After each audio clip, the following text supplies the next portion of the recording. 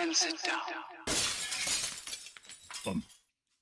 There you go. Look at that. Look at that. That was quick, wasn't it? Straight in. And we're live, yes, folks. We are back. It is me, Colin, Festa 67's workshop. Hello. And him, the guru, over at GNU Fox. And yeah, welcome to the Good Friday Frolic. See what I did there? Yeah, I like what we did there. Yes, yes. It's that time of the week, folks, where the internet groans because we're live on it. But hey, we don't care at the end of the day. We're going to subject you to our usual 2 hours of tomfoolery and shenanigans. So sit back, have a cup of tea and a nibble, and, well, bite to eat, should I say, and Steady Neris. and we'll regale you with our lack of knowledge. And straight in, don't forget, folks, belly, bench and beverage. What's in the belly? What's on the bench? What is your beverage of choice? If you've got a balloon or a baboon or whatever as well, that'll do. Talking of the chat, let's have a quick scoot up in the chat and see who we've got in. At the top there, you'll see my normal wall of blurb. That is all the affiliate links that you see flash up at the beginning, where you can save money on your tabletop gaming needs and all of that lot. I get a little commission on it, but you still pay the same discount, so it costs you no more, but it helps keep the channel going, folks. Oh, yeah. First in the chat, we got the Marcus, the legend that is Marcus, saying hello, Cole Fox and all in chat. Hello, Marcus. How you doing, geese? We then got Fox and the Bobbins in. Bobbins saying howdy, peoples and peepettes. Hello, Bobbins. How you doing? Stephen Haynes Models is in, says I at the Festa. Hello, Stephen. How you doing, mate? Lovely to see you. Welcome. Jeff Light is in, says hi, Cole Fox and everyone in the chat. Hello, Jeff. How you doing, mate? Love and hugs. And big hugs for Maggie as well. JC, his bricks and his builds is in. He says, evening, morning, Colin Fox, all in chat. Festa and Fox hugs. Hello, James. Love to yourself, Alicia, and a hug for Shania as well. AJ is in. He says, evening, guys, and everyone in the chat. Hugs to all. Oh, big hugs back, mate. Right little hug fest tonight, isn't it? I know, it's all hugs, isn't it? And everyone's saying hello to Stephen, AJ, and Jeff is saying audio video is excellent. Thank you very much, Jeff. Massively appreciated, because that would have been my next question. Don't forget, folks, if you want to help keep the channel alive and the content coming, you can support it at patreon.com/Festa67's workshop, or you can click the join button below this or any of my other videos and become a channel member. That all gets you access to the Zoom 24/7 off-air hangout group. Also, you can click the $sign to leave a super chat, which your name comes up in a big box of goodness. You get a bit of air guitar and all of that lot, and it helps pay for the StreamYard and all of that. And don't forget, every pound super chat is a minute that I shut up. Yeah. Talking of you shutting up, how you doing, mate? How's you and how's my mum? All good, bimbling along as always. She's asleep now. Bless her. I'm good. It's been one of those weeks where not much has happened. It's just been like, I it's Friday already. blown a kiss by Mama Fox. You did. So, yeah. I took a picture of her and said, give Festa the middle finger, and she did blowing a kiss instead. And I'm like, oh, I've been betrayed. I know. You've betrayed me. I know, bless her. See, she knew best. Because normally I say hi for Festa, and she goes, yeah, and does a gesture, let's say. Yeah. She usually flicks me the bird, doesn't she? So, yeah, I nearly did it. I thought, better not do it on camera. Yeah. But yeah, she normally, that's when you ask her to say hello. She happy days. Blew a kiss.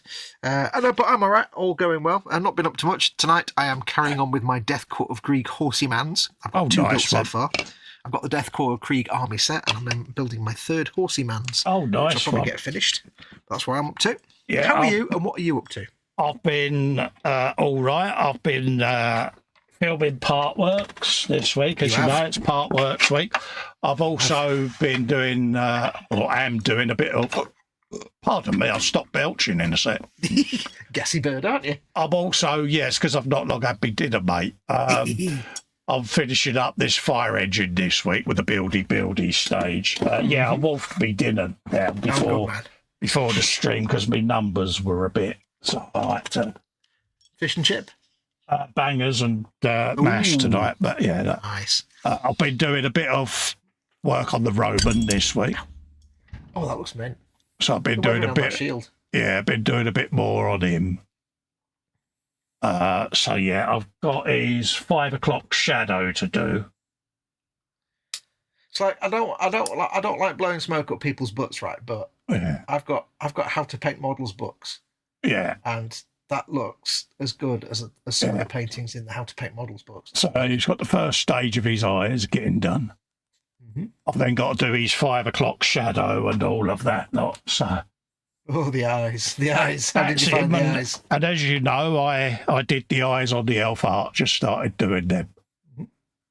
So, yeah, awesome. So they've got hard coat on them at the moment, hence why the eyeballs are shiny. Awesome. So I've been doing that.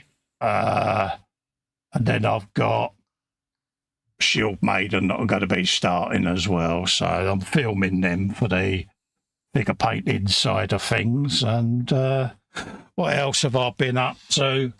Little bit of work on the digger, but I've been doing a lot of electricity that I'm not going to show until the video's out. Yeah. But a certain person got sent a video yesterday of electricity that I've been doing to modify something, and yeah. Oh yeah, Colour Me very impressed. Yeah, it came up all right, didn't it, mate? It did. It looks absolutely fantabulous. So yeah, that's what I've been doing, mate. So a little bit of a mixed week. Because, like I say, when part works arrive, I tend to spend a week filming all the part work stuff, uploading like 6 or 7 episodes of each on a schedule, and then I spend the next 3 weeks doing my stuff. So, yeah, it works for me. It does what it needs to do. Other than that, not a lot I can show on camera. I've been doing a little bit of brickwork on the Death Race build for James. So I've now got proper ye olde aged brickwork going on. Nice. So I'll send you some photos of that during the week, Fox. You'll see what I mean. I can't show it live because James hasn't seen the finished version yet. Lovely. I shall look forward to those. And then that's pretty much it, really. Getting myself prepped, ready for doing a load of voiceovers. I've got about a dozen videos now I can sit and voice over. So you've been right busy, haven't you? I've been doing a lot of editing away from the bench on the lap PC. So yeah, just makes sense, doesn't it? You've been a busy bee. Got to keep yourself busy, ain't you? Better to be busy than bored. Yeah, that's a lot of bees. Exactly. That's what you did there. Yeah. I was going to say something. Yes, I'm very impressed with those eyes on that Roman. Yeah. Very nice. I say it looks like some of the photos I've got in my old How to Paint Figures books, which are all the old oil painted figures, and it's like that looks really impressive. Yeah, it's considering I paint like Woody Woodpecker with me shakes. It's a challenge to do, I must admit, but it's a challenge I enjoy. Yeah, because once you got it, you got it. Yeah, it's one of them, isn't it? So, yeah, there might have been more than one attempt, but that's how it is, isn't it? You do it again if you need to, and it comes out in the end. It's certainly more than worth the effort you've put into it. Yeah. Because it looks fantastic. So, yeah, he's coming together quite nicely. Polished his helmet. That sounded wrong, didn't it? Yes. Steady Neris. So his little Centurion's helmet. Ooh. Very nice. I've then got to drill through the front and then put a little cord through it and tie it when he's wearing it. Oh, yeah, it's a leather strap, isn't it? Like a leather thing. And that doesn't come with the kit, so I should just use some easy line for that. But, yeah, so... Yeah, so nice. That's the week I've had. That's about it, really. Did a little bit of work on... see if I can reach that from my chair. Did a little bit of dry brushing on the first stages of the concrete on the digger dio. Oh, nice. So I started doing that. It's been a while since I've done anything on that. So that's that stage done. I'll then start figuring out the graffiti, because obviously I want graffiti on the external part of the wall that's been demolished. So yeah, Because we all live in urban areas, don't we? And what's the most common thing in an urban area? Javs. I mean, graffiti. Yeah. So that's that. Very nice. You know me, mate. I like to have more than one project on the go, but I'm trying to, what's the word? Change my philosophy a bit so that I don't have as many kits or builds on the go, you know. So hence why I'm binge building everything, and then I can have a paint fest and try that idea. You need stuff to be on the go with, though, don't you? Oh yeah. Good, better, best. Twiddling your thumbs. Good, better, best, isn't it? You know, kit's at different stage of the build, because then if you're not up to doing a certain task, you've still got a kit that you could do something with. Exactly. So that's why I do it this way. But it does tend to result in having, you know, sometimes up to a dozen kit projects on the go, and it can get a little bit overwhelming. Yep. And also you forget, because you've got loads of plates with different sprues on, and you try to remember what kit's kits. So I tend to use a bit of masking tape and I write on there what the kit is. But if one of the sprues falls off, you might then think, oh, what kit did that come from? Yeah, where did that come from? Ooh. So, yeah. And if you're like me and completely lazy and prefer to rattle can prime your models because getting the air spray booth out is too much of a pain in the bum, then it's always good to have a stash of stuff that you can build in the summer. Yeah. That then build in the winter, so that you don't have to prime them there. You can have them all built up ready, and then in the summer, when the weather's better, you can go outside and do all your priming. Yeah. So winter's a good time to be doing all your building if you've got nothing else to do. Absolutely. I've just realised I've been following these instructions completely wrong. Yeah. And it's not done any harm, but I've just kind of tripped up myself. James says, I'm such a tease. I am, mate. Oh, yeah. Jeff's loving the digger dio. Thank you very much. We got some bellies and benches. Bobbins is, oh, look at this. Belly, a salmon fillet. Ooh. With pasta. Bench, Festa SU27. Beverage, single malt. Oh, nice. Donald McKenzie is in, saying hello. Hello, Donald. He says belly is meats and cheese and some wine. Bench, some 3D printed phasers and Batman logos. Nice one. Jeff Light, belly earlier was homemade fish and chips. Beverage is currently lemonade. Bench is a resin model of a double-sided Drop Fleet Commander PHR Cruiser Ajax. Get him. Is he saying he's a secret lemonade drinker? Yeah. Belly for James is Snackages. Bench 3D printed corrupted Tenjin Warhammer Crondies. Unopened at the moment, and a load of new Citadel paints. Happy days. Nice. Beverage is coffee. I can't remember your girl's name. He only told me the other day. Evening, I hope everyone's doing well. Apologies I'm late, was just getting something to eat. It wasn't Eve, was it Evelyn? Can't remember. He only told me a couple of days ago and I've forgotten already. I need to write it down. Belly, roast gammon, chips, pineapple, carrots and broccoli, followed by mini Easter eggs. Bench is a 70-second tornado. He's doing PE on the cockpit. Don't know what that stuff is. Belly is lemonade. James is saying hello to Jeff. Andy Preston is in. Hello, Andy. Says hi, everyone. Jeff says, oops, to Fox. Everyone's saying hello to each other. And Evelyn says, yes, it is Evelyn. I got there in the end. Yeah. And James is admitting that he is down the hole. Could have told you that. Could have told you that. Yeah. Well, it's like Sophie Willis put a thing on your group saying that she put she's back at the Warhammer store again, and I put a comment saying, if you go back more than once, that means it's your second home now and you're in the hole. See, I wouldn't accuse people of being in the hole because I'm not actually in it.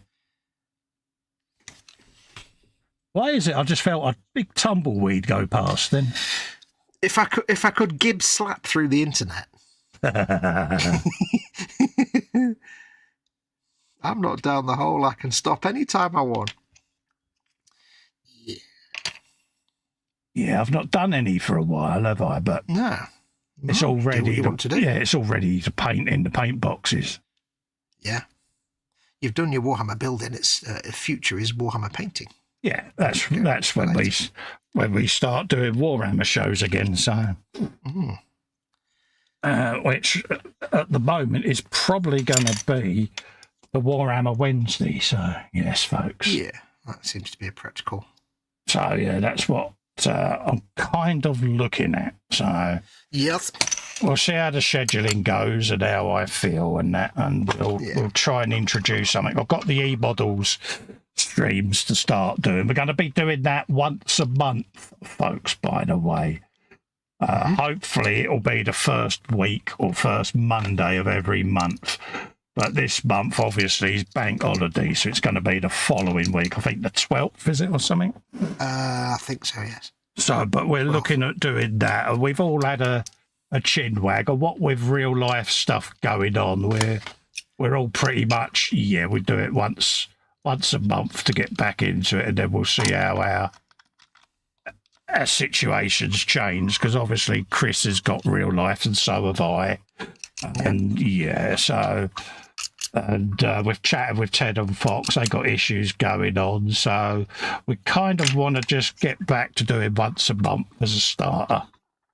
See, this is the problem when all your hosts of your show are old farts. You get all these old fart problems coming in. It's like, you remember, we'll start once a month and just ease ourselves back in.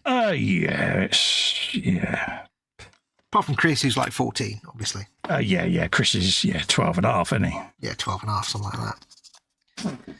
It's like we've all got life problems. He's just got like puberty or something, I don't know. Bobbin says, I'm not down the hole, it's dark in here. Happy days. I'm not down the hole, but I can see Festa. Yeah. James is saying that Shania's got a couple of Warhammer builds to do as well. Good girl. Good girl. Yep. It's the way forward. It's a taste sensation of the future. Evelyn says James is so far down the hole, he needs a miner's hat. Natasha's in, saying hello to everyone. Hello, Natasha. Hey, Natasha. How you doing, darling? And Andy says it's great news, Festa. Yeah, we was going to launch one the other Monday, but at the end it was just a quick get-together for us all, just to go through ideas and schedules. And, I've got hospital coming up. Chris has got hospital coming up. So we kind of just all sat there and said, look, let's just look at doing one Monday a month to start with. Yeah. And then once we all start getting a bit of stability around things, we'll see whether we'll do it bi-weekly. If not, I can always do my tank streams bi-weekly. And then where me and Fox used to do the Wednesday E-Models show, we can always move that to an alternate Monday. So E-Models content will be on a Monday, and then my own channel content will be Wednesdays and Fridays. Yes. Because I no longer stream at the weekend, because you have your weekends off, don't you? I have my weekends off, because obviously medical stuff at the weekend's a lot more intense than it is during the week. So you need time to charge your batteries. Yeah, and like H said, you do a late show on a Friday. Saturdays is a dead day during the day. And I want to pop and join Marcus as much as I can on his stream, because he's good enough to invite me. But again, I can't commit to a regular schedule on it because of recuperating. So that then led me to shorten the Friday frolics to 2 hours, just to see whether I can inject a Marcus stream the following day and see how I get on. So, but luckily I don't stream on a Sunday. I can't get back to doing 5 streams a week because it was just too much for me. So, I mean, the thing is, for all of us now, at the end of the day, we're not 20-something-year-old YouTube smash that like button types that can do 7 streams a week and still do videos. We're old now, and it's a lot of hard work. It's like, I inject myself daily, and certain meds I take, you go and lay down after you take them, because if you don't, you fall down, and you can't live stream without either sounding that you're stoned or drunk. Yeah. Not everyone understands. They assume that you're stoned or drunk. Yeah, and at the end of the day, you know, you're the kind of person that has a certain amount of pride, and you don't want to give people a half-assed show. If you're going to give them a show, you want to make sure you give them a good show.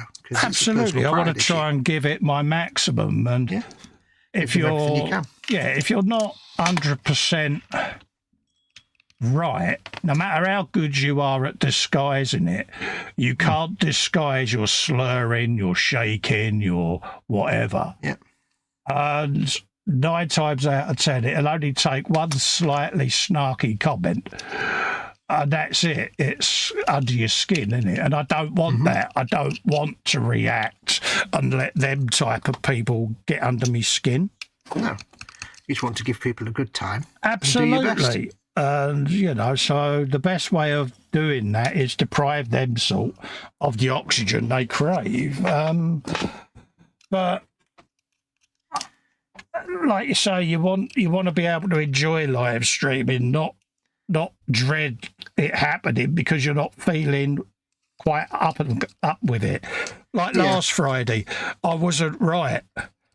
No. And I'm like, oh, God, try and kick myself into gear because I got the frolic. And then I started getting anxious and agitated with myself. No, and it's like, I can't disguise that. It's going to come across because I've got to be a little bit short-tempered or irritable. And whereas before I've streamed like that, and embarrassingly so, I've been a bit snappy or a little bit out of character. And I don't want to be that way. But you don't quite realise that you're being a bit abrasive. Is that the word?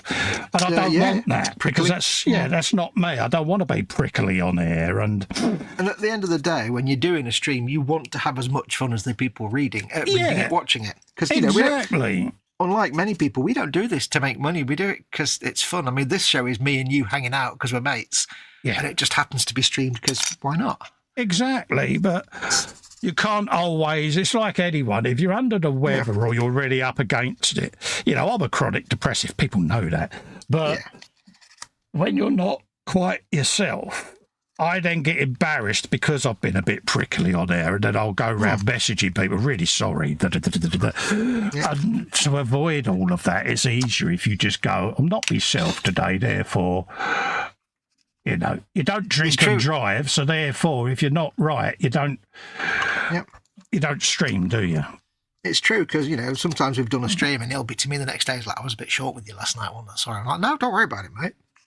Yeah. Not a problem. I don't take it personally because I know what's going on in your life. So. Oh, no, but that's the thing. You are the king. You are the, you know, not just me here, but you are the king sometimes of saying the odd thing that you know is going to push my bloody buttons.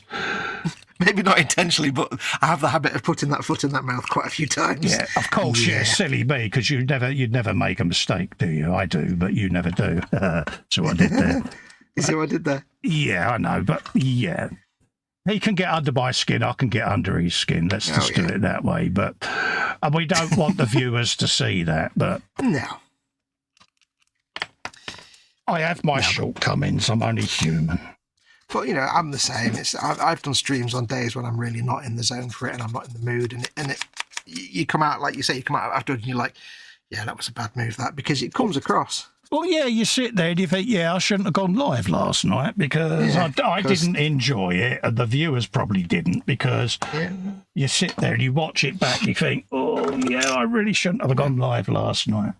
Like, you know, if I'm doing a gaming stream and I'm not really in the mood, so it comes across because I'm not really interested in the game and I'm not really interested in streaming it, and I'm just like, yeah. And then, you know, the worst thing is to get halfway through a stream and think, why am I even doing this? Yeah. That's not good. Because you don't want to give people a bad experience at the end of the day. No. You want people to have fun. Yeah. Like I say, me and you we're not like money grubbing YouTubey types that have to do 5,000 streams a week. Absolutely. Everyone said hello to Tesha. Andy says you're the first YouTube modelling I watched. Oh, thanks, mate. Oh. But yeah, we like to try to have fun and goon around, but sometimes it doesn't always translate. And no. You know, we like people to feel we've been there for them, and sometimes I look at stuff and I'm my own biggest critic, and if I'm not happy, I know the audience wouldn't be, so... No. That's the thing. I mean, there are people who are so critically unself-aware that they wouldn't know that, but, you know, they just go ahead and do it, really, and not really notice that they're doing a bad job. But, you know, you and I are fairly self-critical, and we know when we're like, yeah, we're not doing right by the viewers here. Yeah. It's not a good state of affairs. And we'll pull ourselves up on that. Yeah, but I think it's the right thing to do. Yeah, absolutely. Because, you know, we're not so far up our own backside that we think we're going to be opening branches of Sainsbury's, you know what I mean? Yeah, as someone once told us. Yeah, mine a celebrity. Mine a celebrity. I don't think so. That was funny. Yeah, mentioning no names.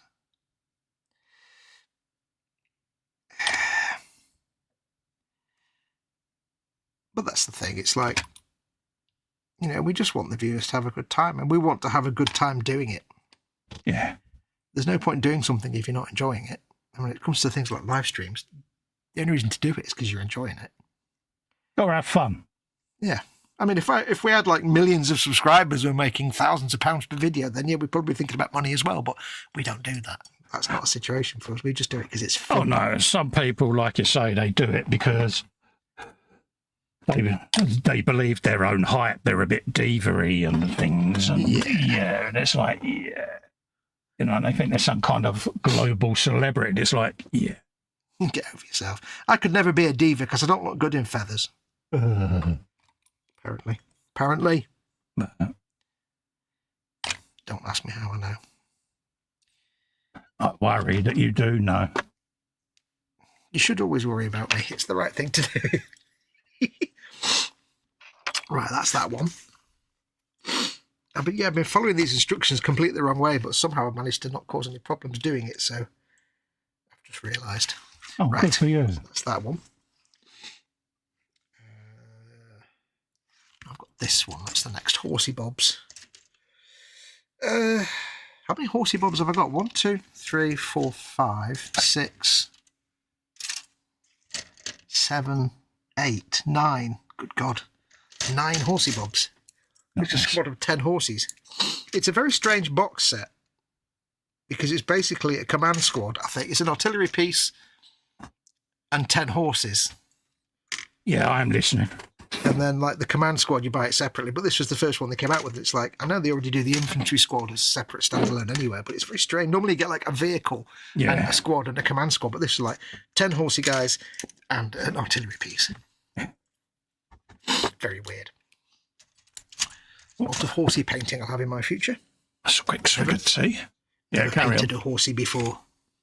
Never painted a horsey. And I think they're kind of furless, so that makes it even more fiddly to paint. Oh, yeah, like them weird furless cats. That, yeah. Yeah, and as we all know, they've got the beautiful feet that Festa really loves. Yeah, I'm not looking. Horsey claws. Not looking. Look at them with your eyes. No, I'm not looking at them. Look at them with. I'm going to send you pictures randomly every now and then of horsey claws. Yeah, I can send you pictures. Oh, I've got an archive of pictures I can send you, dear. Yeah, I know about these pictures that you're talking about. Monster. Excuse me. Jeff Light says, talking of Dave, how is the hairy cornflake? All right, as far as I know, mate. Scale Modelling Chaos. What's Scale Modelling Chaos's name? Evelyn, did you say? Evelyn, yeah. Evelyn. Fox knows he can be a diva and look good in feathers, though I reckon he's more leopard print and a diva like Lily Savage. Yeah. Leopard skin, maybe not. Leopard print. Yeah, as far as I know, he's all right, Jeff. I don't hear from him, mate. Nope. He didn't want to do the Sunday show anymore, and he's kind of gone off the radar a little bit, mate. So yeah. I tend to leave him be when he's wanting quiet time. Yeah. As far as I know, he's all right. But yeah.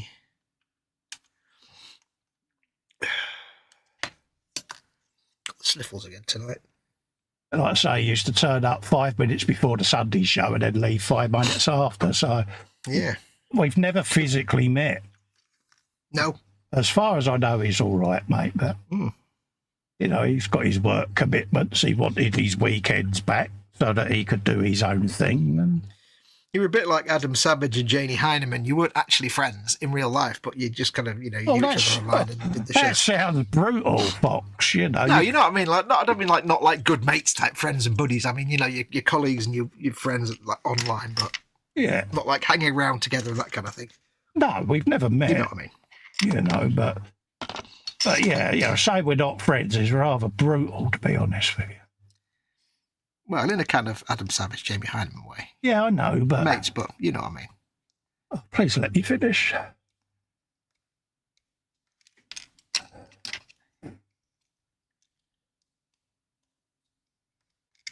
But yeah, so anyway, yeah, as far as I know, he's all right.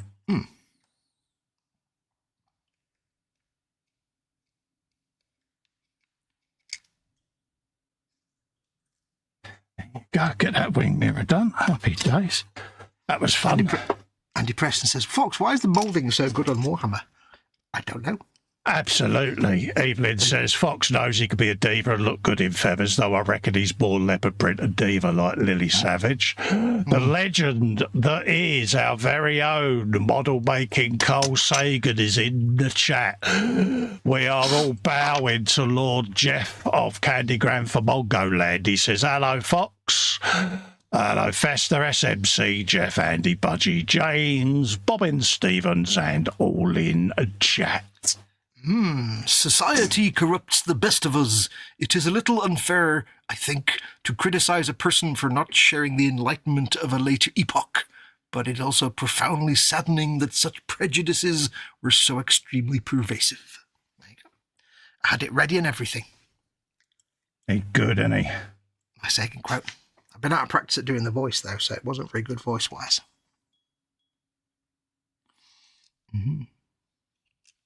I don't know why the moulding's so good on Warhammer. Who asked that? Andy. They've just got very good moulding equipment. I've said it before, like just Games Workshop kits are some of the best moulded kits, second only to Bandai, I would say, in terms of moulding quality. Yeah, is it slide moulds they use? I don't know, actually. I know not. I know Bandai do, because I watched a video on their factory. Yeah. They've just got magic in a box, Bandai. It's witchcraft and witchcraft in a box, isn't it? It's like when they can pull a mould out of the machine, it's got a fully jointed hand moulded. Yeah. You can just pull off and it's like all different types of plastic. Yeah, it's a bit like print in place with 3D printing. It is witchcraft, mate. Yeah. I remember reading a thing about how they mould 3 different kinds of plastic on one sprue, but I still didn't understand it.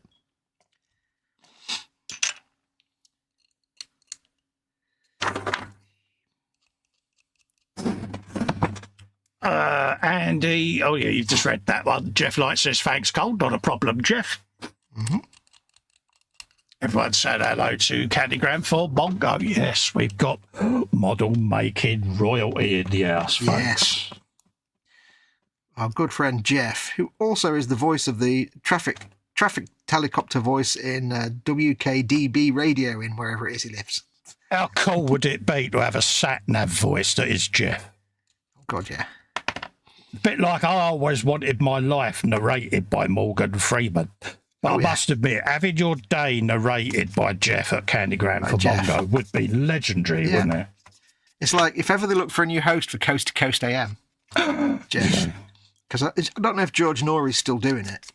Because I know it's not What's His Face anymore. That was years ago. George Norrie's been doing it for years. But ever need a new voice guy for Coast to Coast AM? Yeah. Conspiracy theory goodness. Oh, it'd be legendary, wouldn't it? Yeah, he's just got that voice. What was the one we had in the UK that was hosted by the Reverend Lionel Fanthorpe? Do you remember that?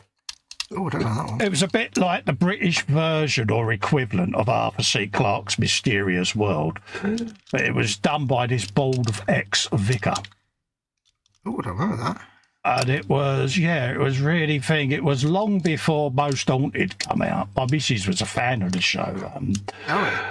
But yeah, and he had one of these brilliant voices, Reverend Lionel Fanthorpe. But he went through all these mysteries and that, but he made it uber spooky as he was narrating it. And it was addictive TV viewing. It was just one of them shows. Fortune Times, that was it. I've never seen that. Yeah. So I'm sure that's what it was called. Because there was a magazine that was released as well that was like a companion to the show. Yeah, because of the 40 Times thing that's been around. I'll have to look that up. Yeah, Lionel Fanfop. Just Google his name and it will come up with the show.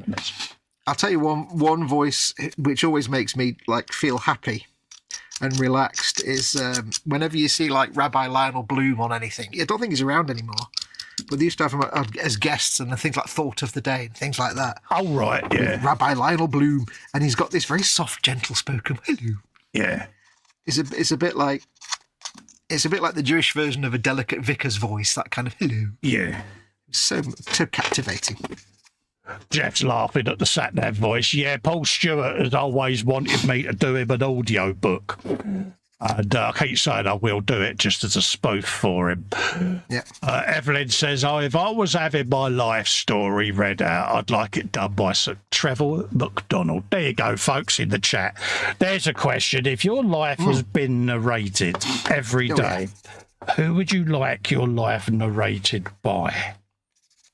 I would want my life narrated, or my biography narrated by Professor Irving Finkel.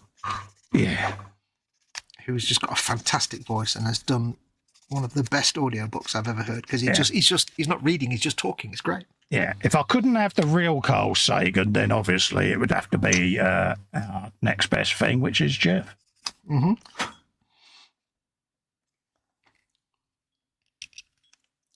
It's going through in between there then. Happy days. In between, a little bit of up and under there, is it? Yeah, I see what you did there. Up and under. Eddie Waring. Yeah. Oh, there'll be some crying in the showers tonight. I can't remember who that was, but it was the rugby guy, wasn't it? Yeah.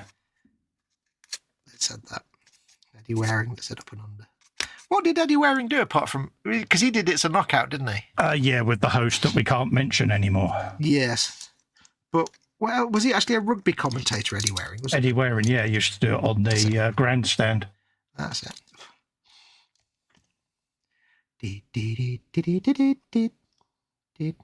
The voice of rugby for many a year.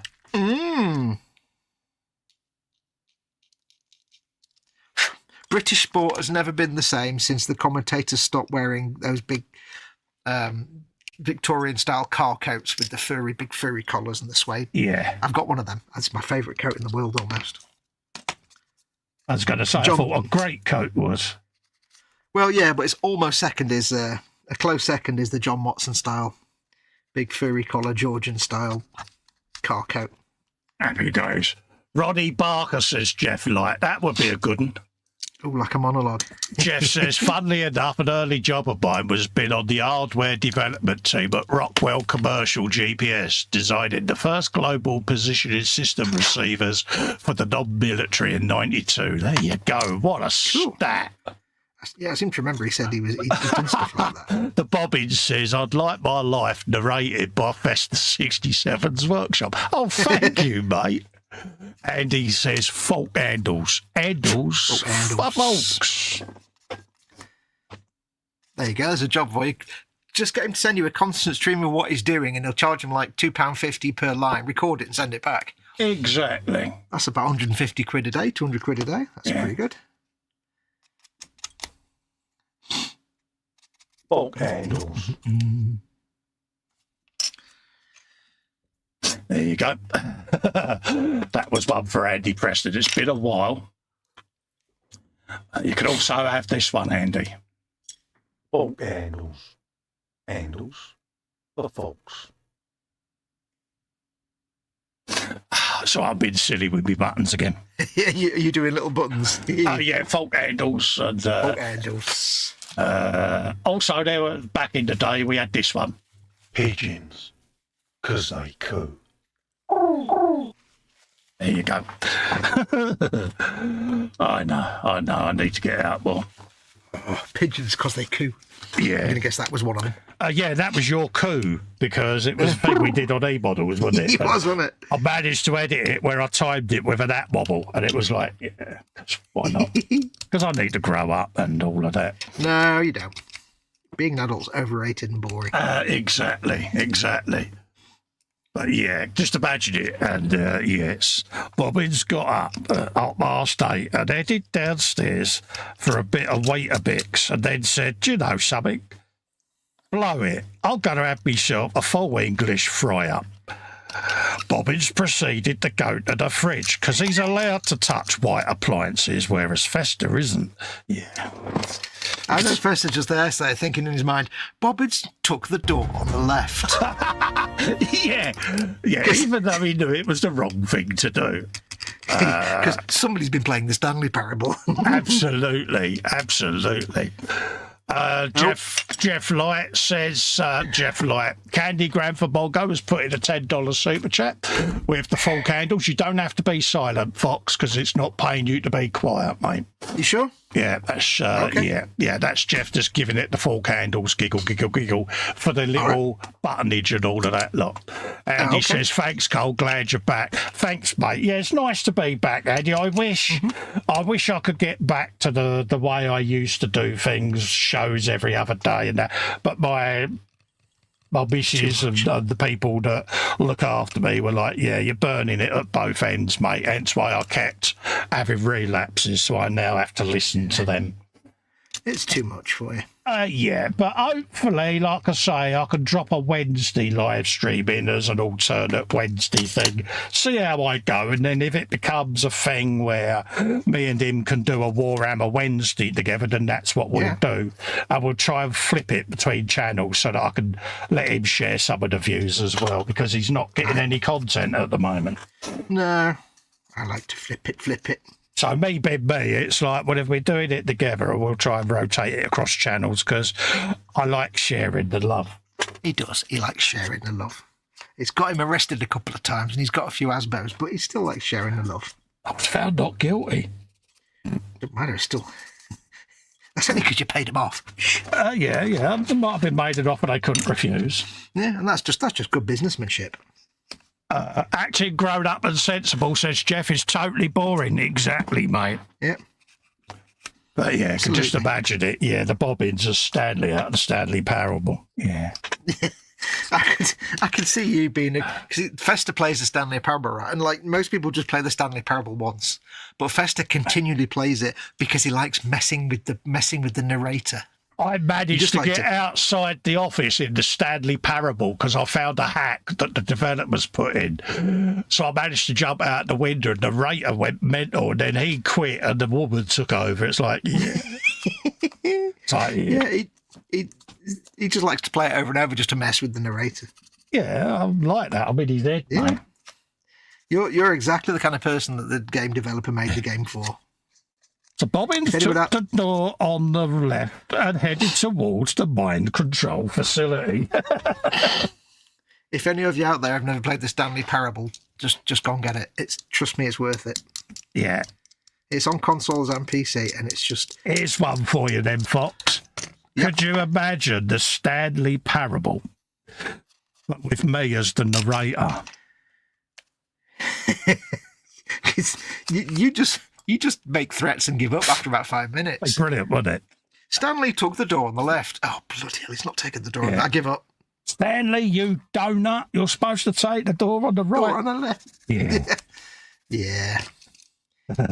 You'd be the shouty version. It would be rather funny, wouldn't it? You're just an anti-disestablishmentarianism.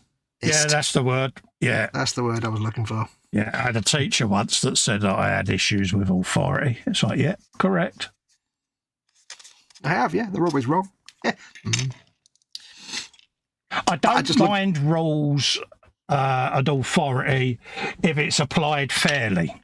Oh, yeah. Or if it it's makes when sense. It's not applied fairly or it's targeted against particular individuals or your face doesn't fit just because you're not in the right class. Yeah. I.e. the class system, then I have a problem with that because to me that's corrupt. Yeah. So then I rebel against that. You know, I can remember going into a particular school and it was, are you related to X, Y, and Z? Yes. Then you can sit in the corner and you're straight away, you're isolated from the entire class because they have... no justification. They have put the 2 and 2 together that you're related to a particular family. So straight away they've gone, oh, you're going to be trouble. So they've assumed that that's what you're like and they've already singled you out. So me being me, I'm like, well, if that's what you're going to think I am, then I'm going to go cause as many problems for you now as possible. Yeah. And that's what used to annoy me. Yeah. And that's why I had issues with authority. It's like anything. If you're going to judge me, at least get to know me properly. You know, don't assume that what we goon around and do on air and is the real us. We all have our real personas away from here. And away from here, I'm an average family fella who loves his wife and worships his kids. God forbid anyone does anything to harm them because they're going to make an enemy. That's just how it is. Well, that's the thing that we've said many times, isn't it? When we're on a stream, it's a persona. We play a character. Yeah. But people judge you by how you look, the bald head, the tattoos, the accent, and they go, uneducated person. It's like, I've actually got a degree. But hey, you know. But they immediately assume that, God blimey, he struggles to form his words, therefore he's thick. I take issue with that because... Yeah, because it's out of order. I'm being judged by people that don't actually know me. So, but yeah,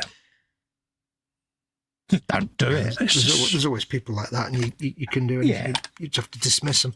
Exactly, you know. And I had this conversation with the wife because many a time we used to go to the garages to get her car fixed or whatever, especially if she was out and about.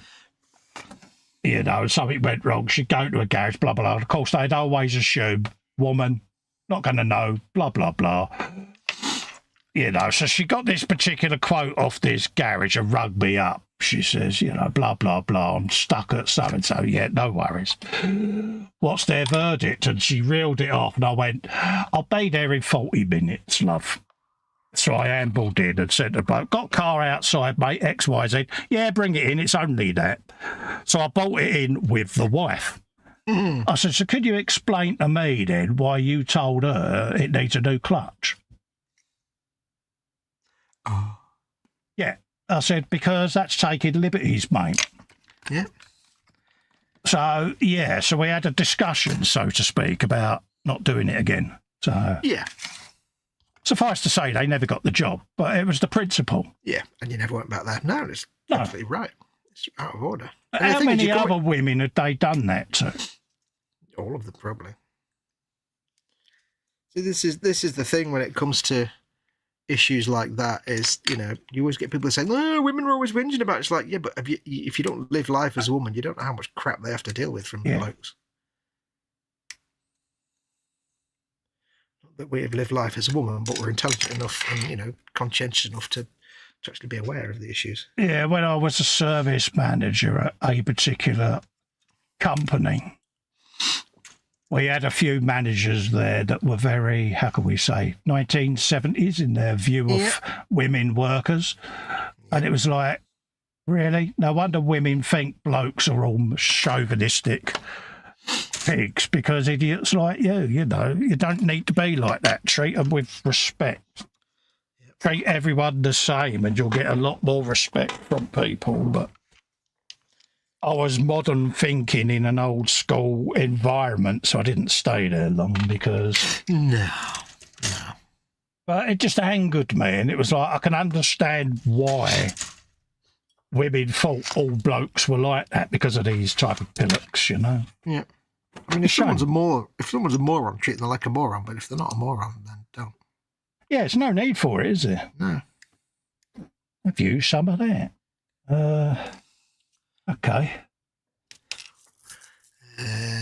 What's chat doing? I found a new... Oh, how am I up to? Jeff says, haha, leave it to Festa to break the Stanley Parable. Well done. Oh, yeah, Jeff. Jeff's clearly played the Stanley Parable. I was sending Fox screenshots of the offices all blown up and me been outside the window looking up, and I'm like, this narrator's going mad, mate. But yeah, I found all these little hacks online, Jeff, and it's if you do this, you can actually end up outside doing this. It's like, yeah, you're probably like the one person that ever encountered the thing the developer built in just on the off chance that somebody ever tried it. Yeah, it's just little eggs, mate. And it's like, yeah. I'll have that all day long, mate. I remember reading an interview where the guy that developed it said, yeah, I had to kind of think of every possibility of what everybody would try and do and write the narrator for it. I'm sitting there thinking, yeah, you're probably the only person that's found that. It would be you. Yeah, but it's got to be done, isn't it? Yeah. Evelyn, yes? Yes. Yes, I'm terrible. Ivy found a new game on Xbox, came past today, is loving it, but it's worrying me a little given what the game is. It's called Crime Scene Cleaner, and you clean up crime scenes for criminals. Oh, nice one. Yeah. Good career choice. Yeah, it's all science, possibly not. There's some great games on there. How cool must it be being a game developer now? Oh, yeah.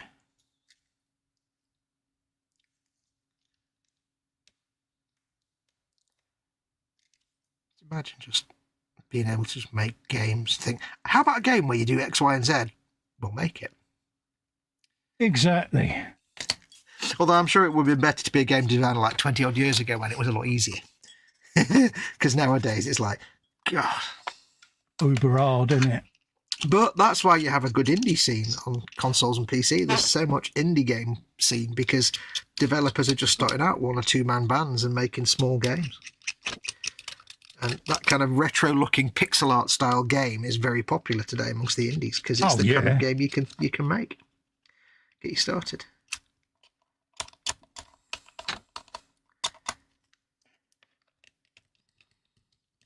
And there are some cracking indie games out there. Like the Stanley Parable was basically a mod for Half-Life 2, I think. Oh, right, yeah. It was a Half-Life 2 mod. Started out as just somebody made a mod. Yeah. And then it got made into a game. Portal. Oh, right, yeah. Portal was actually a little group of people that made this funny little game, and Valve says, we'll buy you, and you can make that game on our game engine. And it became massive.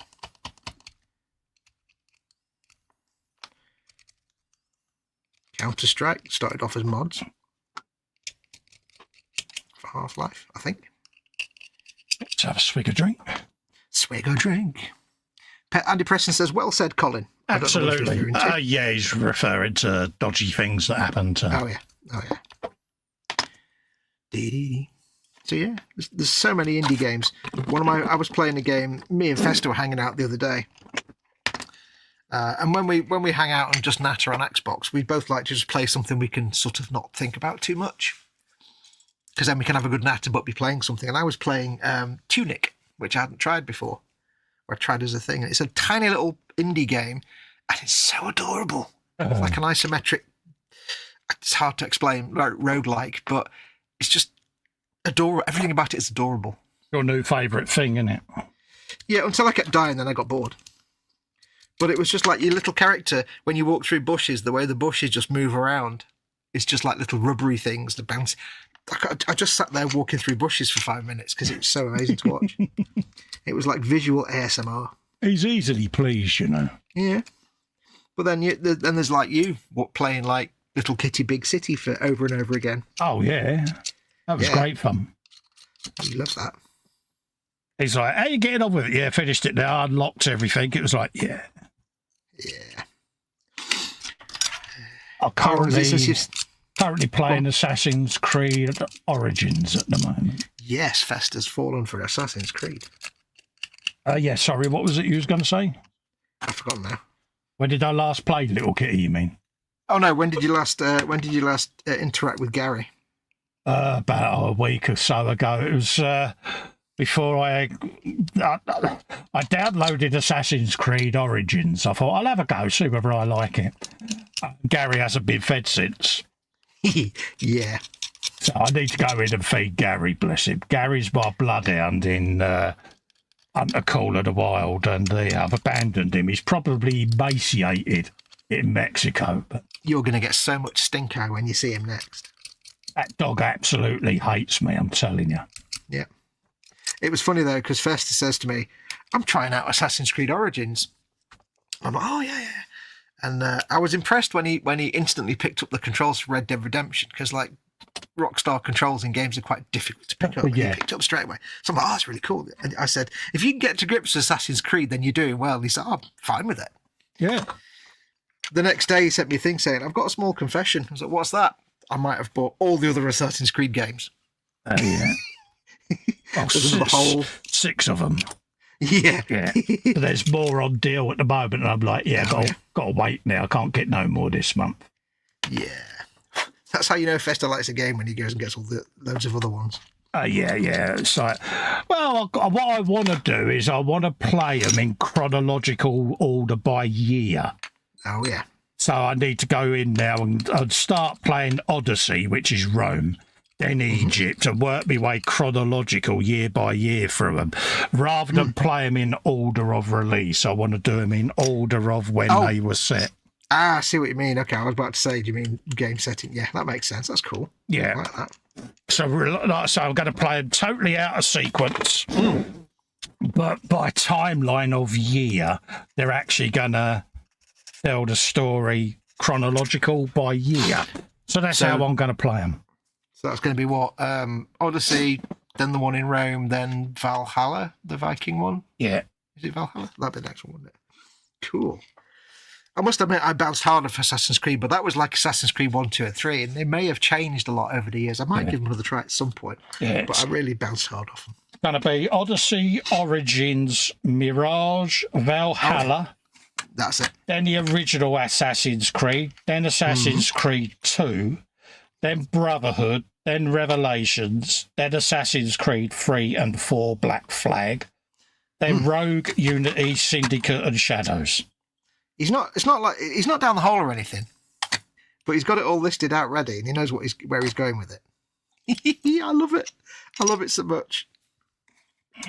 I love watching this nascent gaming passion just grow slowly in you. Good, isn't it? Brilliant to watch. Yeah. Yeah, I may have an app. Hold. I can't. I know I've said it many times, but I can't stress how brilliant it is to watch someone develop a passion for something. Like I said to you before, when I first got it, I'll do it my own way and get into it, because obviously I need to educate these hands to comply with my brain. Totally different to you, because you don't have MS. Yeah. Once I had got to a point where I could start getting my coordination, then I could start exploring more in-depth game titles, and that's what I've been doing. It's very easy to sit there and go, oh yeah, play this, play that, play this. It's like, yeah, I need to educate the hands first. Yeah. It's like at first, when he first started, I was just like, literally like, yeah, play this, because just games that I'd enjoyed.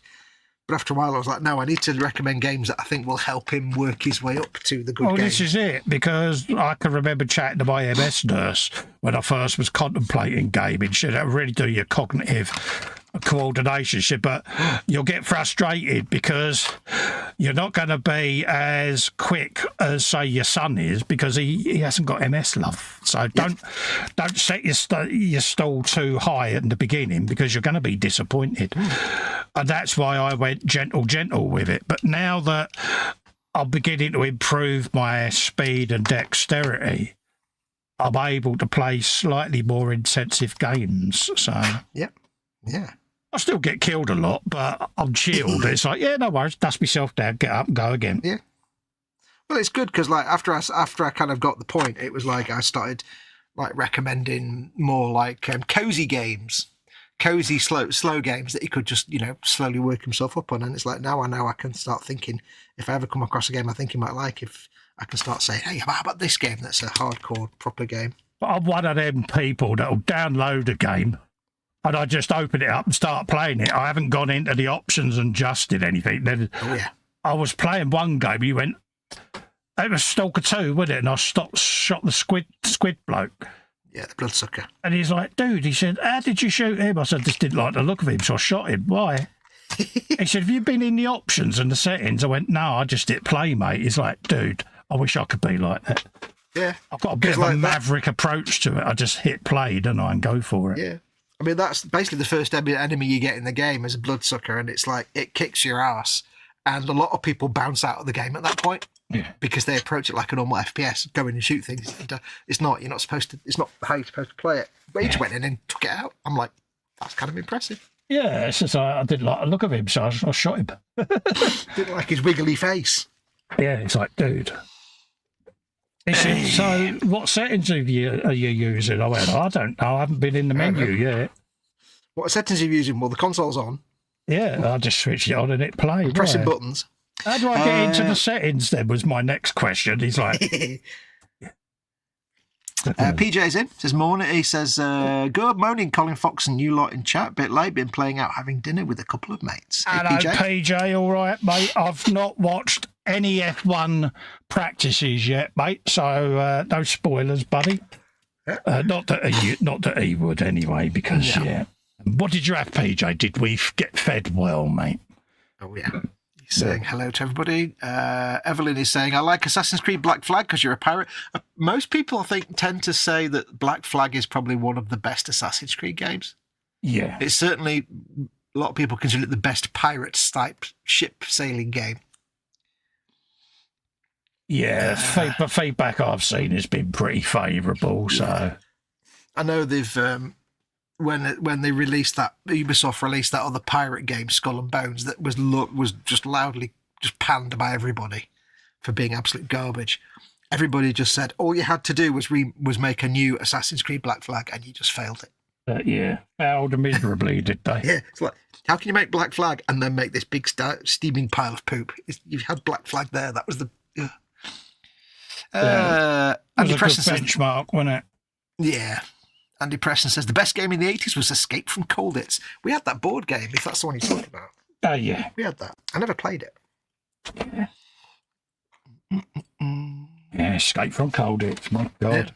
Yeah. I think when I was old enough to experience it, I think it was already a box with half the bits missing, so I never got to play it. Yeah, but playing that. Escape Colditz. Evelyn, by the way, if you're gonna mention pirates, you have to say "R." How are you gonna know that he said "R"? He says if he's typed, I like Assassin's Creed Black Flag because you're a pirate. You could put you're a pirate. R. R. Express your inner pirate. That wrong being a pirate, mate. Yep. Be loud, be proud, be a pirate. 1, 2, 3, 4, 5. I've got 5 more horsey bobs to do. I'm only building the bodies. Oh, nice one. I'm like building the chassis. Chassis first. Chassis. I had to stop watching that video about that synthesizer when the man kept saying chassis. Oh, really? Chassis. He said, yeah, no, we've got this Roland, this Roland SH101. It's got a plastic chassis. Yeah, no. Stopping the video now. Did you message him? You did, didn't you? You had your hand over the keyboard. You was about to use the contact us form, wasn't you? I sent him a message saying, we are Legion. We do not forgive. We do not forget. Expect us. But have you ever tried shipping like a dead horse? It's really hard. All right, what's this? It's parts 21 and 20. I've just made that one. PJ's put a £12, a 34 super chat in. He says coins for the use of, or you can weld them together and make a brooch or something. Thank you very, very, very much. Is that a Fox has got to be quiet one, PJ, or is that? I think it is. But yeah, but I'll be nice. I'll round it up to 13 minutes. Yeah, there you go. So thank you. Go on, shut up. No, go on. No, carry on. Go on.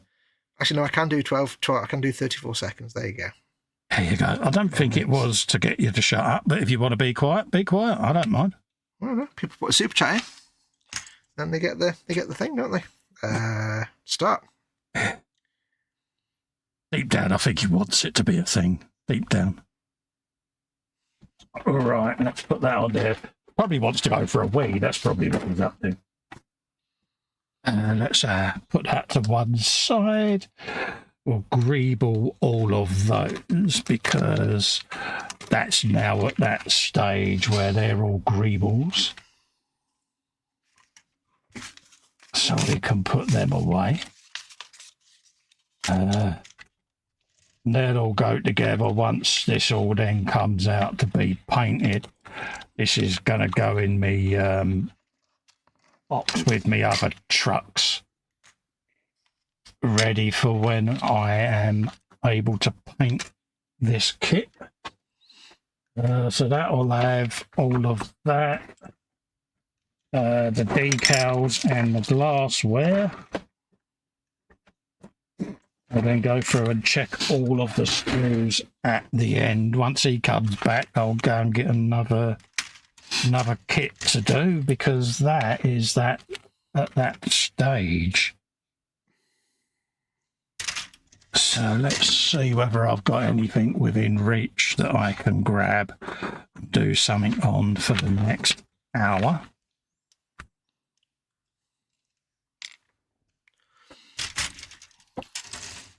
Ready to go in there.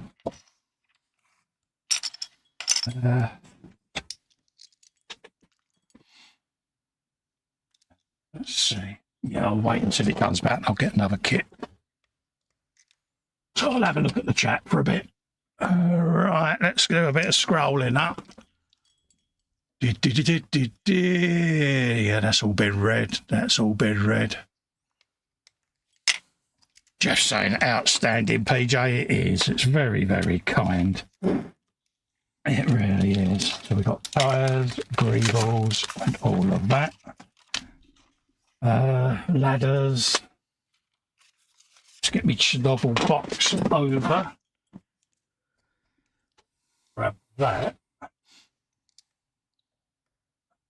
Put that up there. Sorry, I'm off shot at the moment, folks.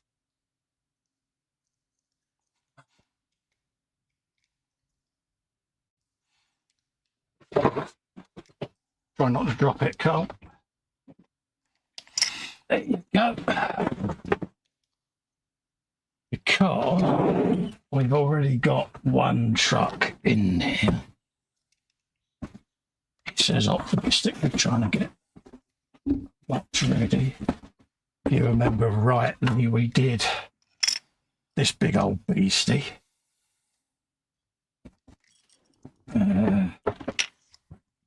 Put this where I'm not going to knock the box over. So we got that one that I built, the ICM 6-wheeler. So we've now got 2 6-wheelers going to go together. And these are all going to be in a field that has been abandoned. And I've got some other bits and pieces that are going to go with them, figures and stuff.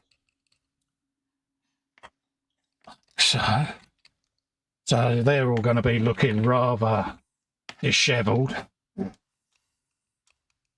in their little environment. So let's just put them all together. Then we can get this other truck in there, and then I'll grab another kit in a minute. Here you go, that's the doors with all the wing mirrors. And then I'll get all of these primed up together, and then we can sit and do all the paint effects on them on future live streams. So that's the plan with all of these. So let's try and organise this a bit better, Cole, because in the box you don't want these to all get knocked flying, do you, mate? There you go, scrapey, scrapey, scrapey, scrapey. There you go, have you some of that in there. Their tyres and their jerry cans. So that's them. So they can go and live together. I've got a third truck that is going to go and be built, but it's not going to be part of this dial. These are the Russian trucks. The other one's an American truck, and that's going to be doing its own thing. I'm going to do that as basically a truck that's been found in a dystopian wilderness and converted to a nomadic travelling vehicle type contraption. That's the plan I've got for that build. So it's going to be something a bit different, but hopefully people will like what I do with it. Then it's just one of them, and it's something a bit different. Let's get my bag out for all the other bits and bobs there, because we've got hoses, ladders and all of that lot going on it, so they can go in there. And then this will all then go together once we've got that in place. Right, so that's the YWOBB stuff already. Panzer Cat is in, saying hello to Stephen, us, Evelyn, PJ, and hoping that everyone's fine. Hello, Panzer, how you doing, mate? Nice to see you nice and all of that. Look, right, keeping well. But I can go over there out of the way. I can pop that in there. And then, like I say, once his lordship's back, I'll go and grab another kit, because I'm not going to leave at the moment because you're going to have no one here. So yeah, thanks for that. I'm going to sit here and do nothing, which is not entertaining, to say the least. I can pause it if you could, mate, yeah, so that I can go and do something, because you know it's not really fair, mate, if I walk off and grab something. You go for it. I'm up to in chat. Panzer Cat says to PJ is fine. He's waiting for the ping. Microwave ping. Got the food in the Pop-T ping. Ooh, Pop-T ping. What you eating, what you microwaving. We need to know. We need to know the facts of the matter. I shall resume the silence when Festa comes back.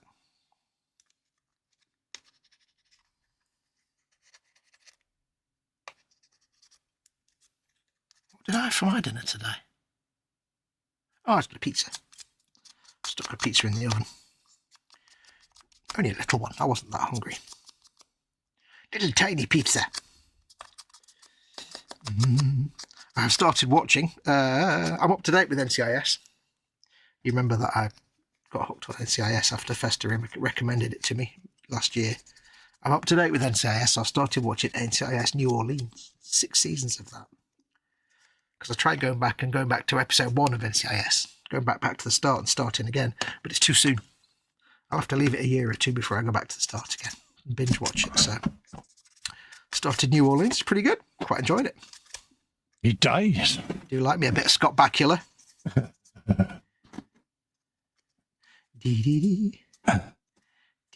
Right, next up, I've got to be doing the World War II army truck. Oh. Shall I restart my clock? Yeah, can do. That's what I'm going to be doing. This was one that was sent to me by James. And this is a Chevrolet, what's that say there? The delivery of Chevrolet cars through land lease from the US. These trucks, Chevrolet trucks, were used in both combat units, and in the rear they were used to transport infantry as artillery, tractors, ambulances, mobile radios to deliver ammunition, etc. Basically a little supply truck. So that's what we're going to be doing next. So we'll start getting all the bits and bobs and all of that lot ready for this little build, folks, because why not?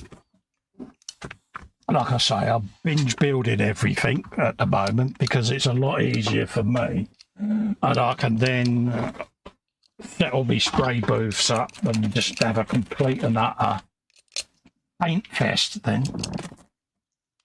That's what I'm up to. Just quickly mute for a sec whilst I do the crinkly plastic.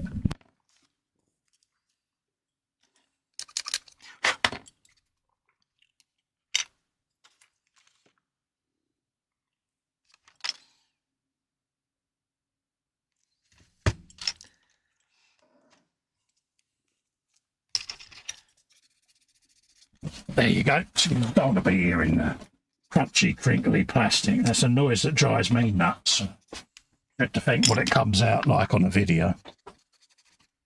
Right. So let's have a looky-loo. All the chassis components, or chassis components, going together there. Pretty similar to what we've been doing. Chassis, engine, fuel tanks, all of that lot. Nice build up. Pretty simple to follow instructions. It actually has got a lot of detail to it. Usual cabin there. I shall leave the roof panel off so I can go in and detail it. What have we got going on there? Engine components. I shall build the framework for the bed, and then I shall start figuring out then on how to extend it and do what I want to do with it. So, looking for a side view. Ah, there it is.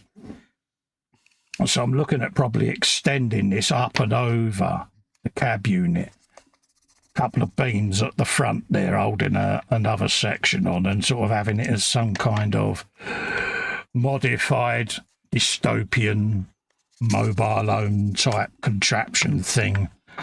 So yeah, we'll see how we get on with it, see what it looks like when it's getting built up, and then I'll have it on the side, let it talk to me for a bit, and we'll see where we go with it. So first things first, let's have a quick look at the sprue diagrams and see whether there's any bits that I do not use, because I tend to cut all of them lot off the sprues at the beginning so that I don't end up thinking bits are for the kit that aren't. So, looks like everything on this is getting used for this build. So happy days. There you go. Quick look at the chat. Bill's in, saying hello everyone. Morning peeps, sorry for my tardiness, not been a good day. Hey Bill, mate, if you're not well, mate, I do understand, mate. Like I say, if you're not right, mate, you're not right. We'll all understand. Panzer says, microwave ping, telling me noms are ready. What you got? What you got? And then he says, just below belly will be chicken, hot pot. Beverage will be coffee, and bench is the AFV Club Churchill. Nice one, mate. Everyone is saying morning to Bill. Oh, it's nice to see Bill. Like I say, mate, keep yourself well, Bill, and because, yeah, we need you firing on all cylinders, mate.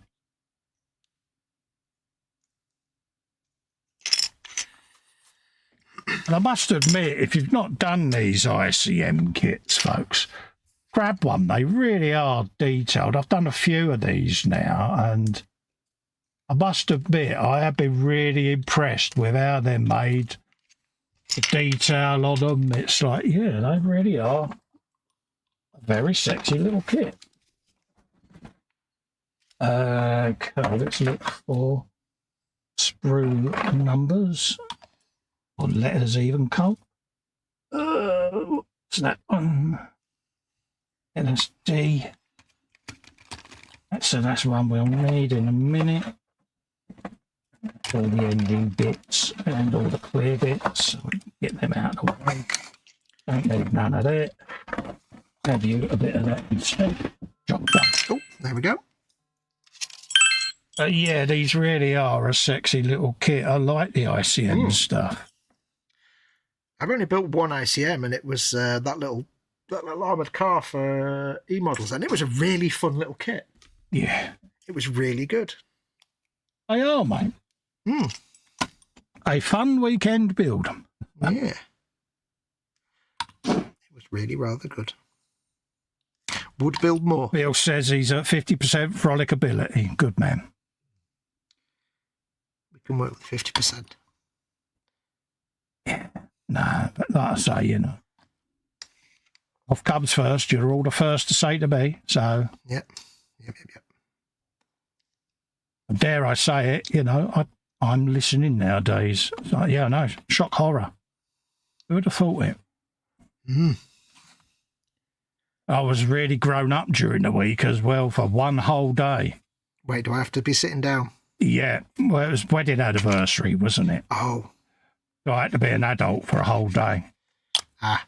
Did you win? It was a challenge, mate. Did you say anything at all that gave you instant regret the moment it came out your mouth? No. Oh. No, I did pretty well, I must admit. Did well. I'm proud of you, soldier. I know.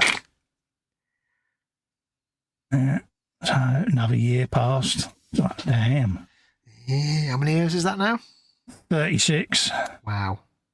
That's a good lot of years, that. 36 married, 40 together. Oh, that's awesome. Mad, isn't it? When you say it like that, 40 years. Yeah. Damn. You're a very lucky man. Life without parole. No, I never said that. Arthur Stanley Fletcher. Yeah. Oh, you've got another £2 super chat. That's me with another 2 minutes. Never too sick to shut Fox up. Oh, thank you, Bill. I can't ignore that one. So yeah. Oh, bless you. But yeah. So, poor Fox. I don't mind. It's all putting money towards your whatever that fund was for.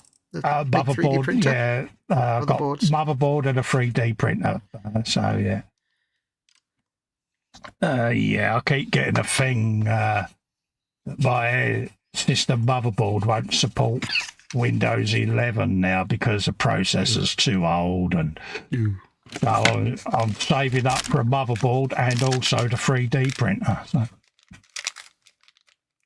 yeah, I'll probably use the super chats for the hobby-related stuff, which is the 3D printer, and I'll finance the motherboard out of savings from elsewhere somehow. It seems wrong if I put the money towards a motherboard. Yeah, we've got some big 3D print projects lined up, folks. So yeah, so there's going to be, not just for me, but for the GNU as well, we're going to be doing some stuff that we're slowly obtaining and ready for the painty at a later stage. So very early stages at the moment.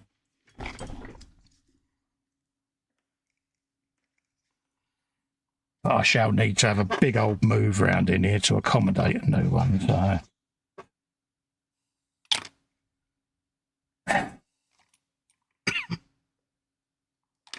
yeah, just getting rid of all the seams off of this as well, just whilst I can, because at this stage it's far easier to get rid of all the mould lines and nubs and stuff that I don't want, because otherwise if you've glued it together it's going to be flexing all over the place and fall apart, because I'm very heavy-handed. So,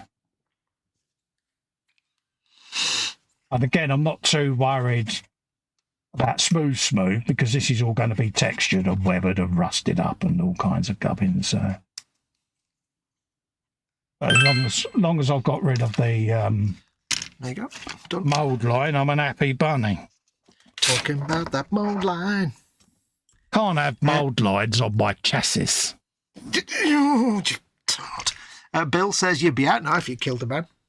Yeah.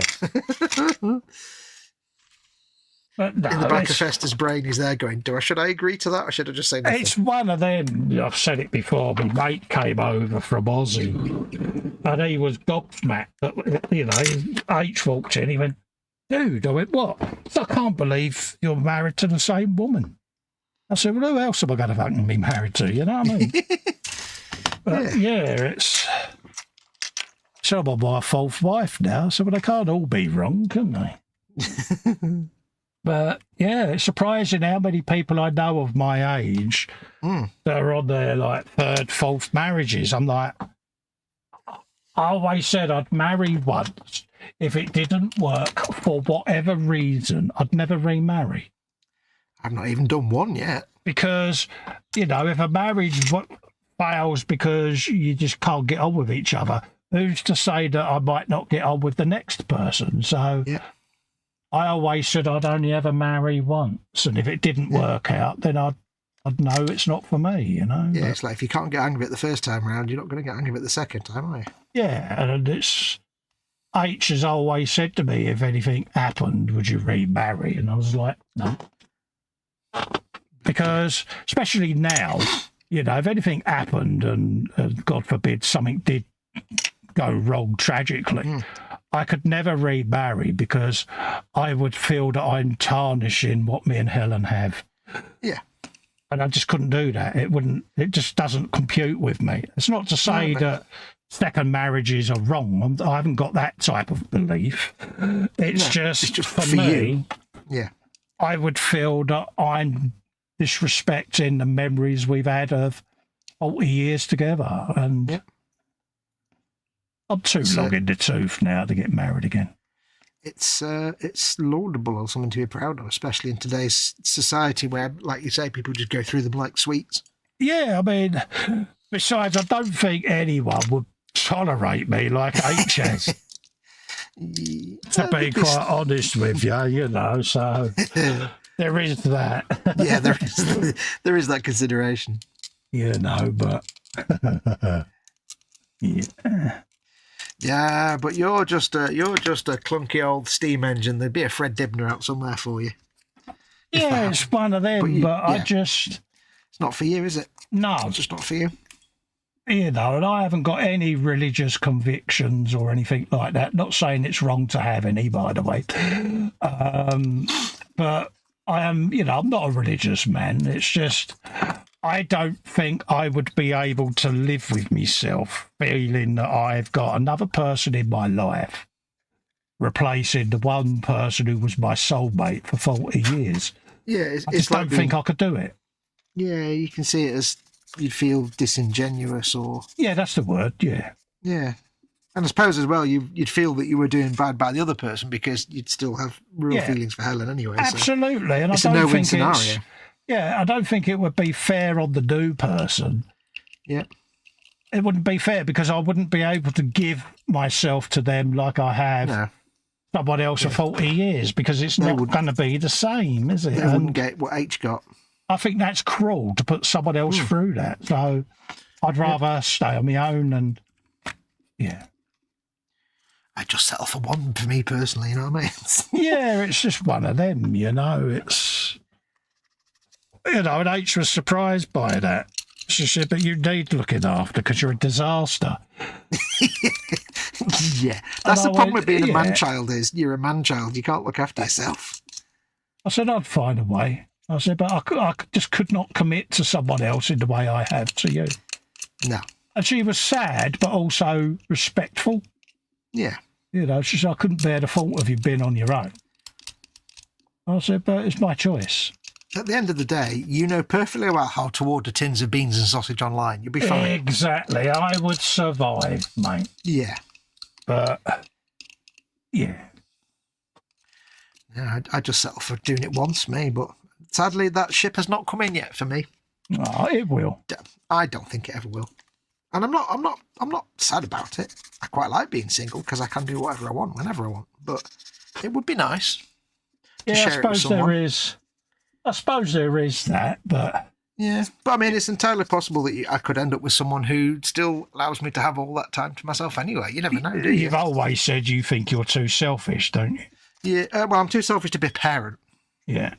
I don't know about being a partner. I've been in relationships and stuff. I just never got that serious. But no. I mean, I'm quite happy being, a bachelor, as they say. But it would be nice to share it with someone. Don't get me wrong. Yeah.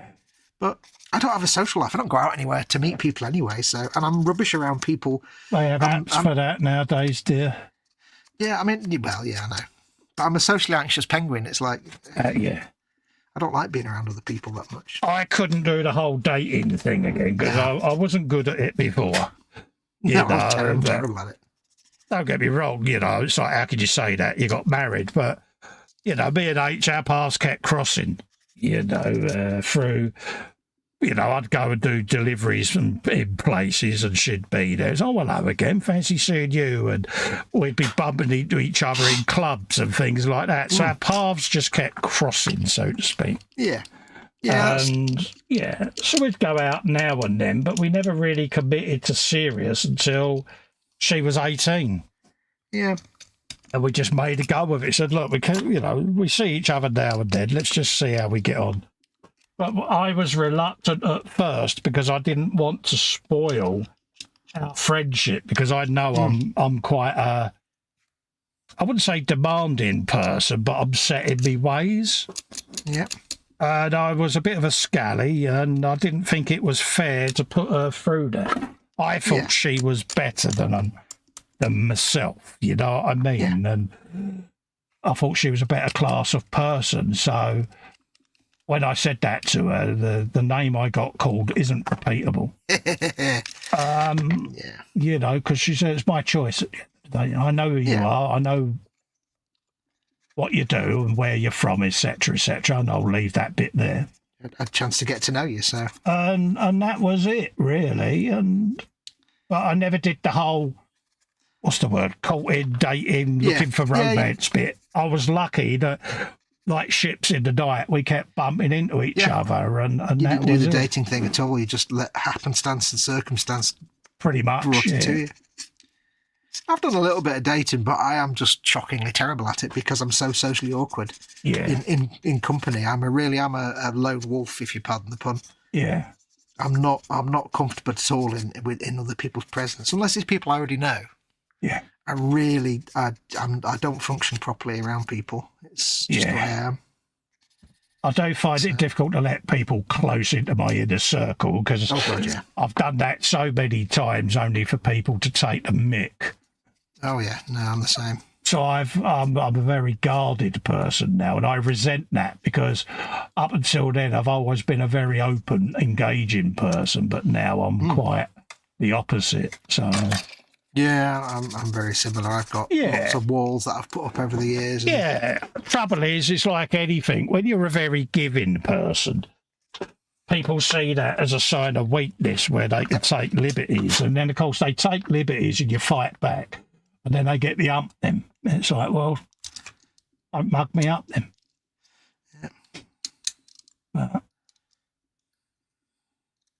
Yeah. It's a shame. I think if I was to meet someone, it would have to be, the only way I can see it happening is something like you did with H, where it just happens. Because just deliberately dating and stuff, it's never going to happen. I'm not going to do that. It's going to be somebody that I know. Yeah. I've always said to people, you know, your soulmate is out there.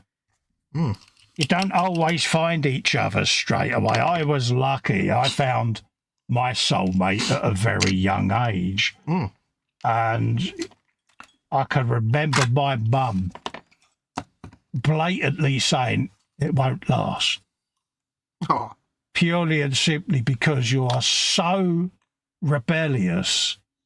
You resist anyone trying to give you any form of direction or rules or regulation. How are you going to survive a relationship? You can't give that much of yourself to a person. And she was adamant that, you know, I was making a mistake because you aren't a relationship person. Yeah. And I thought, well, coming from the upbringing I had was a bit rich from her. Yeah.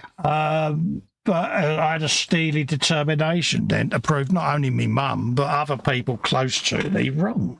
Do you think there's any chance that she told you that precisely because she knew you'd then rebel against it and force it? Probably, yeah. But, you know, even my own mother-in-law, you know, was dead against us getting married, you know, and, you know, you're not good enough for me, girl, which she was only protecting her daughter, and, you know, I understood that. But yeah, it was difficult because part of me was worried about getting into a long-term relationship because I was so volatile and unpredictable.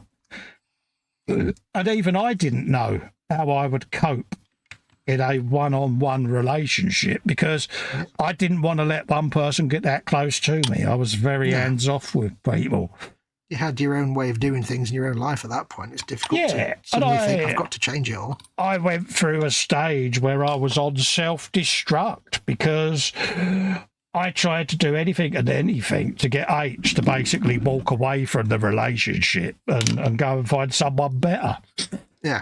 So I've never raised a finger to her or been insulting to her in any way like that. No. But I tried to make myself so aloof that, in a way, to try to make her feel uncomfortable, to push her away, and she sussed that straight away. And you tried to give her every chance to press the eject button.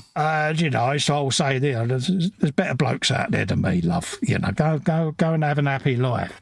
And she used to get the hump with me, and she's like, you ain't getting rid of me that easy. She'd just give you a slapping.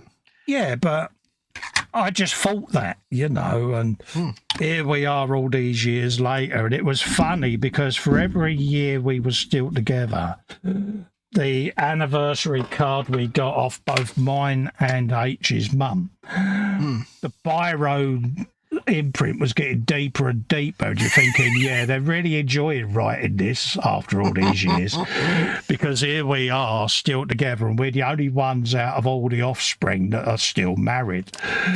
All the other marriages failed, see, and the one they said would never last, and is the one that did. Yeah, so...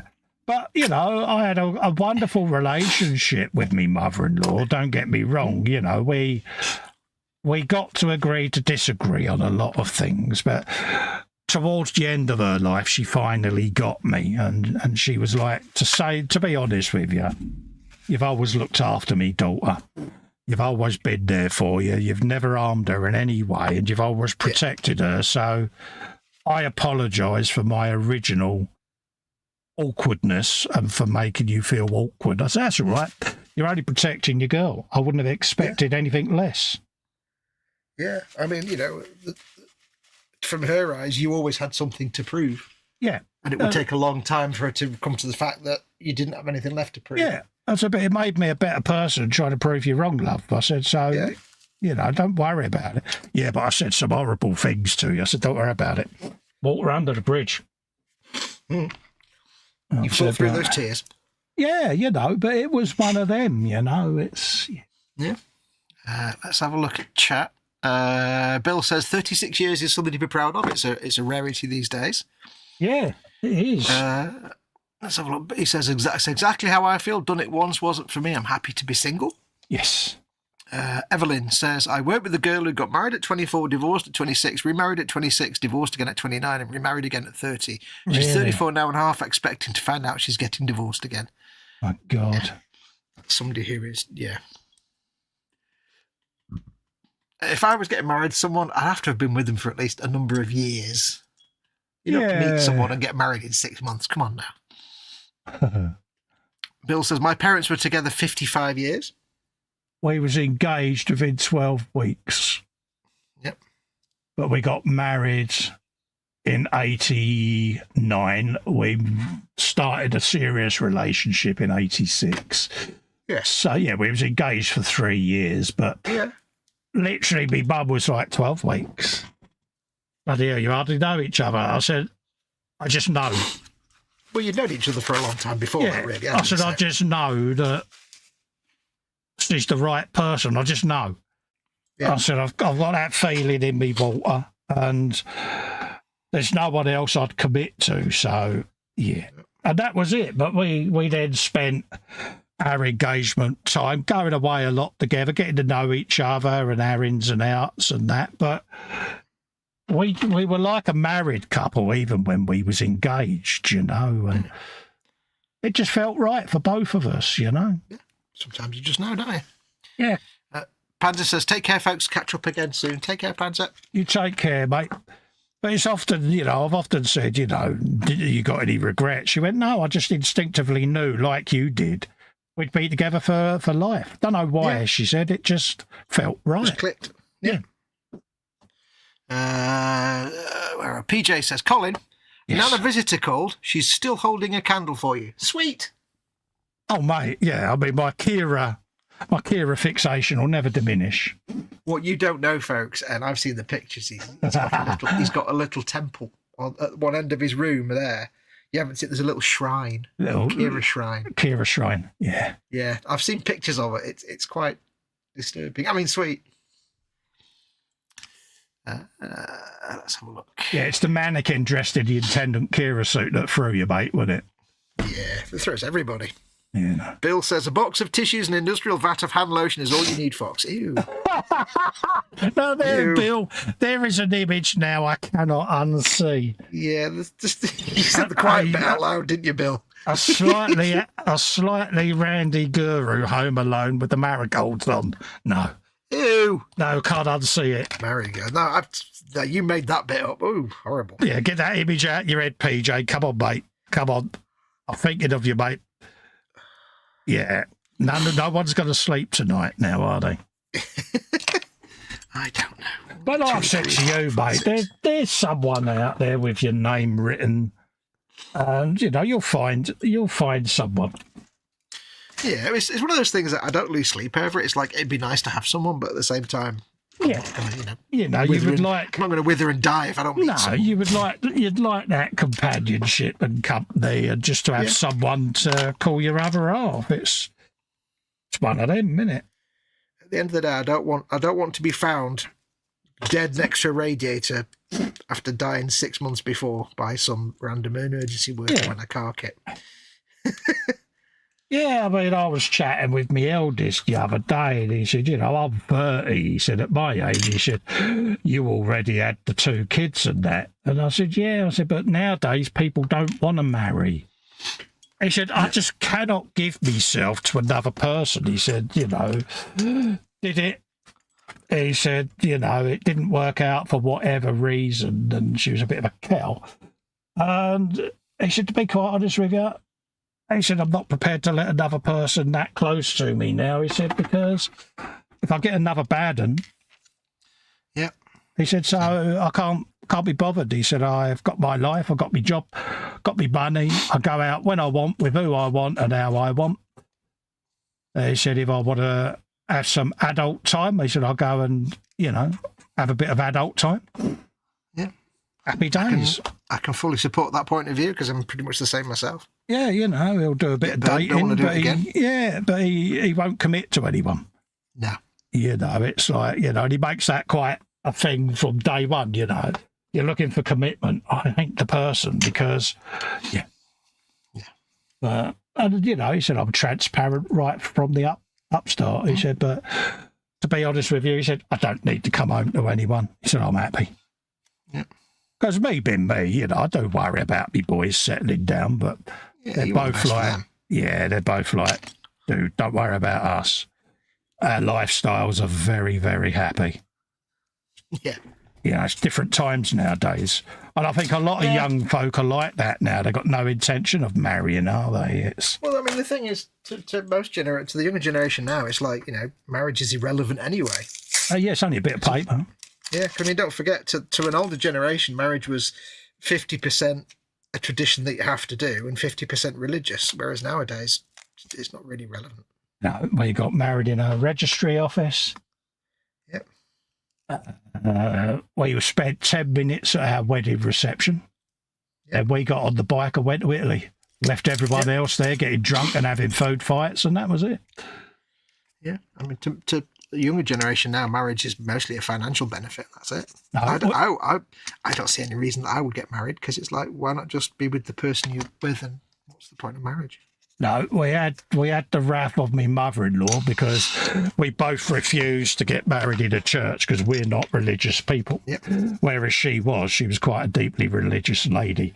And, I used to say to her, look, I've got no issue with you believing what you believe. Just don't preach it to me, because I'm not a person you'd ever convert. I said, so I'll respect your boundaries if you respect mine. Yeah. And she did that. But when it comes to getting married, she was a bit despondent. Reluctant. Because, she wanted all her daughters to have church weddings and none of her daughters did. So, no religion here. So I'd be like, well, I'm not an hypocrite at the end of the day. So why would I get married in a church when I'm not a religious person? Now, like I said before, if someone's religious out there, I'm not out to offend anyone. It's just my personal, it's my personal decision. Yep. I'm not critiquing anyone that's got religious beliefs. Good luck to you if it makes you happy.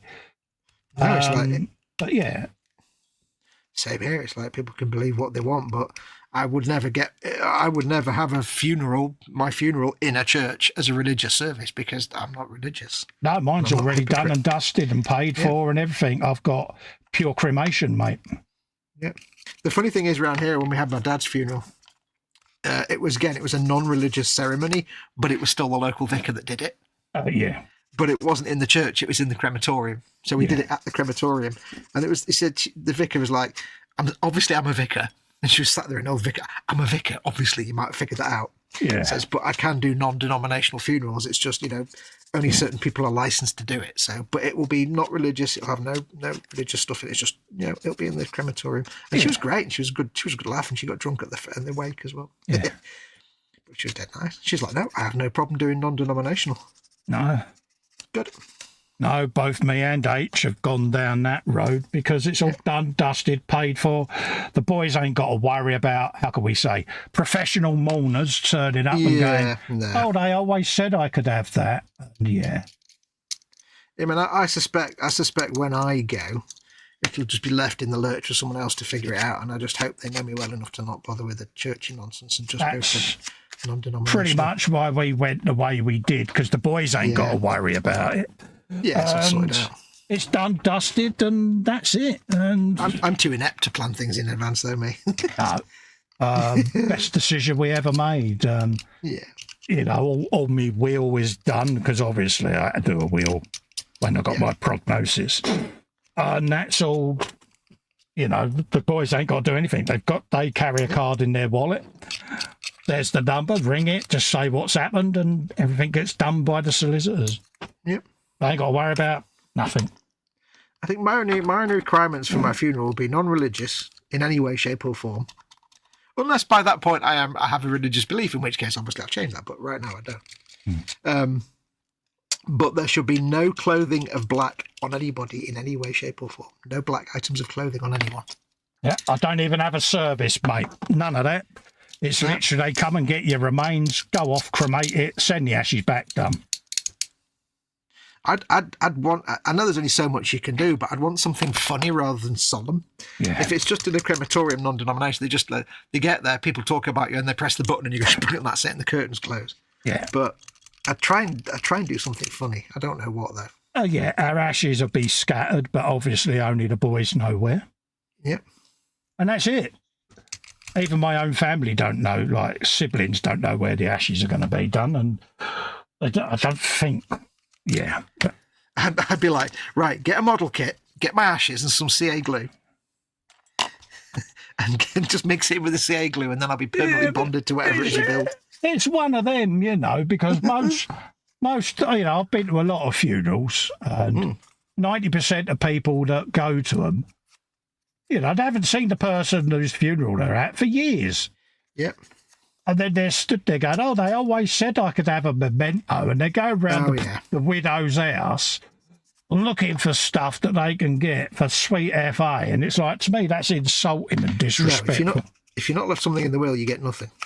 Yeah, so I'm quite, I don't like people like that. So no, you don't go to the house and ask. Yeah, so I always said I'd never have anything like that happen to H. So right from early doors, I always looked at doing something different. And then when I started seeing adverts for these places, I was like, that is made for me, that arrangement. And I spoke to Ellen about it and said, what do you reckon? She said, it's your choice. I said, I'm doing it. I said, because it saves you any hassle. It's done, it's dusted, it's all paid for, everyone's happy, we can live life. And we done mine, and she mulled it over, and all the time her mum was alive, she didn't do it. But once her mum went, she was like, yeah, I'm going to do the same now because mum's gone. It won't, it won't be a problem because, And that was it. So she's got the same. And when I told my mum, she was a little bit irate about it. But then she said, to be honest with you, actually, it's not a bad idea. And she's now looking at it herself. I mean, it is that generation where it was a church thing and it was a solemn religious thing, and yeah, they like their goodbyes, don't they, and all of that. Yeah, and it was a certain routine to it, and and especially with the culture that your mum came from. The sort of the environs and society, let's say. Yeah, of course, it's a big thing, with the horses and the carriage and the church. Yeah, it's proper horse and carriage funerals and that. And like she was like, yeah, I'm seriously thinking about it. And I'm like, yeah, but you've got a different set of traditions, Mum, for your generation. I said, it's one of them. I said, all your brothers and sisters have had that. I said, and dare I say it, you're honour bound, I'm not, because, But yeah, it's a strange one. Yeah. It is 5-2, by the way. Oh, yeah, we'll go to half-past tops, yeah? Mm-hmm, yep. Do. And, we'll go to 2:30 today, tops. 2:30. And, I forgot to turn off notifications on my pad. Let me do that now. But yeah, what do you folks in the chat think? I don't know whether this is a thing in the US, Jeff, but what we have in the UK is we have companies now that offer bespoke cremations without going to funeral directors, undertakers, and paying thousands and thousands in fees. They basically come and get your remains, take you off, cremate you, bring you back, give you to your relatives, and everyone's happy. And it's a huge thing over here now, and a lot of people are doing it. But I mean, the last thing I want anybody to do is have to spend a whole mess of money getting rid of me. Well, we've done... It is thousands of pounds, and it's like, it's a waste of money, really. Yeah, it was just under 10k to do my mother-in-law. Yeah. That's a lot of money. Yeah, and you think, really, ultimately, it's not benefiting the person that you're paying for. No. And it's just kind of a waste of money. And a lot of that was funeral directors' fees, She's big shiny cars, chapel arrest, if people wanted to go and see, casket. If people wanted to go and see the remains, they would charge you for every visit of that, and it's like, it's a bloody rip-off. And I just don't believe in being ripped off, so... I paid me 1,700 quid. Done. Sorted. And that's it. Yeah. And the boys, we've spoken about it, and they totally get it. And they're like, we might end up doing the same. I know Cal's thinking the same. Yeah. Because, you never know. It could be, even from a practical point of view, you don't know what the future will be. And it might be that when it happens... you might be financially on your butt and they would have to find all the money all of a sudden. It's like, and that's not fair to them. If you suddenly had no money at the time, for whatever reason, they've got to foot the bill, and it's like, it's not fair to them. So, no, I wouldn't want people to spend money on mine. No. Stick me in a basket and bury me under a tree or something, I don't care. Or no, because, my mother-in-law, she never arranged anything. So it was, we all basically had to club together, and so pretty much everyone in the family that had a rainy day pot didn't have one anymore. Yeah. Because, it's an expensive thing, isn't it? Yeah, and it's to what benefit? It's to fulfill a tradition, which is no benefit pretty much, of the person who's actually dead. Yeah. So... it sounds kind of horrible to say it, but it really is a case of, it's not benefiting them. My philosophy is, put me in a bin liner and take me down a reclamation site. It's recycle me. At the end of the day, it's only dead meat, isn't it? That's how I look at it. It's put me in a wheelie bin and cart me off. Pretty much, So, and I'm not trying to be disrespectful, but you're dead. What can you do? Care. You're not going to know anything. You'll be dead. Yeah. And the boys were, what do you want done with the remains? Well, keep one set until the other one goes, and then together scatter us together, and that's the plan. Now, see, here comes Jeff with awesomeness. Jeff awesomeness, you see, because Jeff always does awesomeness. We know this. He says, we rented out a museum for our wedding. Dinosaur fossils, lots of food, open bar, oh yeah, and a brief ceremony too. Good man. That's just Jeff all the way through, isn't it, basically? He says he's not sure about all the funeral laws here, and they vary by state. Cremation is big here, and non-traditional funeral plans seem to be increasing among those who I know. Yeah, not been too strong there, but yeah, there's not a tariff on there, is it? Yeah. But yeah, it's... See, why do I think that if Jeff could have had Carl Sagan at his wedding doing something, he would have done? Oh, yeah, all day long. I know, gather together. We are gathered together here to join in matrimony. Let's have a look. Where are we up to in chat? Let's have a look. My parents were together 55 years. Says, oh no, we've done that one. Is it Eleanor? I've forgotten. No. Evelyn. What? Evelyn. I thought he used a sock instead of tissue. Oh, God, it gets worse. I thought I'm the forgetful one. No, I am the forgetful one as well with names. Panzer went home. You're never alone when you've got a model kit to build, says PJ. Exactly, mate. Or when you've got a games console. Yeah. You've got an Xbox. Never alone when you've got a game to play. Jeff says, I'm not sure about all the funeral... Oh, we've done that one. What's the latest comments are up to date? I wouldn't know. I'm not down the gaming hole.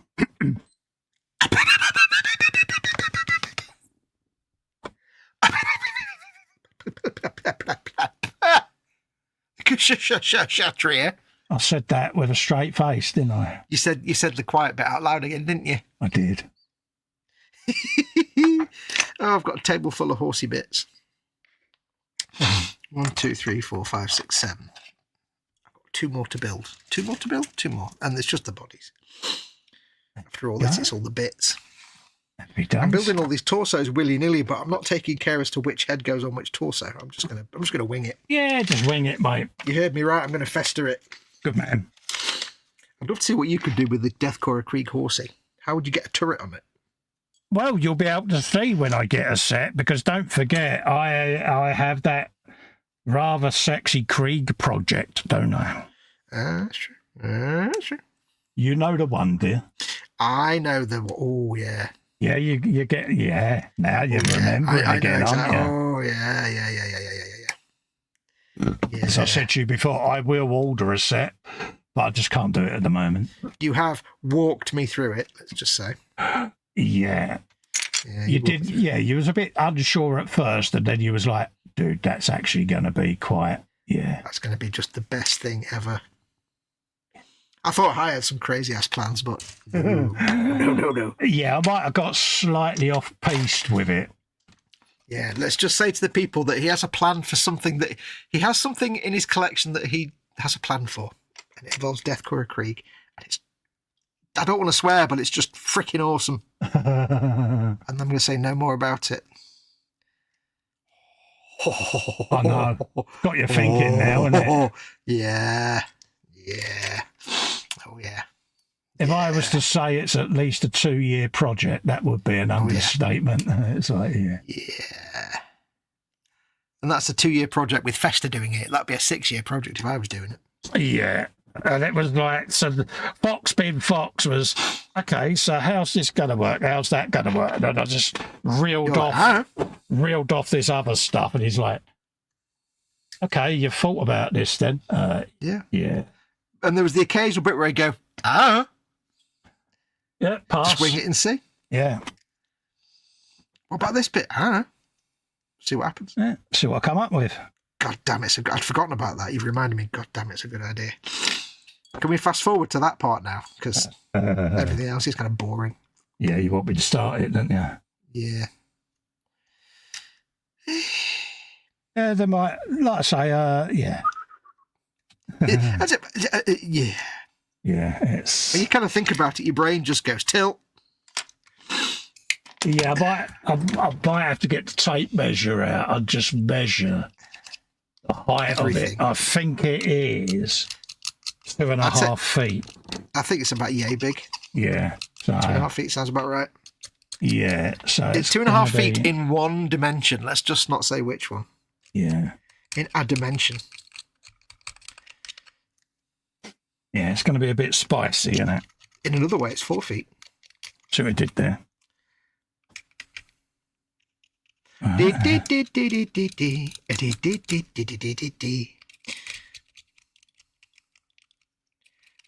I have these weird ideas. No. Do you now? I've never guessed. Yeah, but the thing is, we're all blessed with being able to have big, weird ideas, but you're the only one that actually can have a weird idea and then just act on it and get it done. I have weird ideas, but they're like, I have a weird idea that's so far out beyond my skill level that I don't even try to do it. Whereas you're like, what if I did this? Done. Awesomeness. So jealous. You've taught me well, though. I've started doing little bits of shenanigan here and there. Yeah, you do have a bit of kit bashery experience going on. Tiny bits, like if I can cover something with this triple plastic card. It's not really much, but I'm still at kindergarten level. Nothing wrong with that. Rome was not built in a day, young Padawan. Have you seen the latest Craftsman video? No. He makes a bunker for Space Marines, for Warhammer Space Marines, out of scraps, out of just scrap plastic. Nice. It was Craftsman doing Warhammers. Oh! But he does something that I'd never thought of, but which actually looks quite good.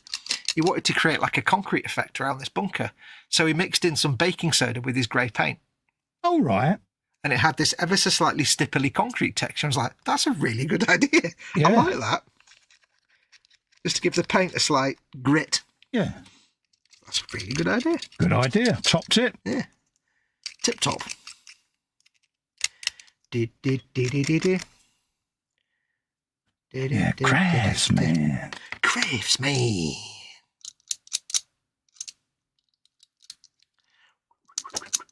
Yeah, if you've not watched Craftsman, go and watch him. He's my hero. He's one of my heroes. Hello. Welcome to the Craftsman Show. It's just one of those, it is so out there, isn't it? It's just like works. Yeah. So, yeah. He once did a little competition years ago with a giveaway, and it was record his opening.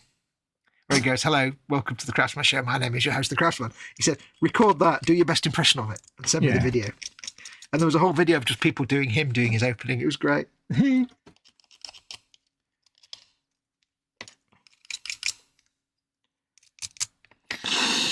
Right, I'll get this sanded, built, and then I remember to bring something today that I put up on the Facebook the other day, but I thought I'd bring it to show people who haven't seen it. I found the other day, which those old ones amongst us may remember fondly. Oh dear. I found it while I was tidying up. I dread to think. Yes. Wasn't that rolled up copy of Razzle, was it? No, we never talk about that.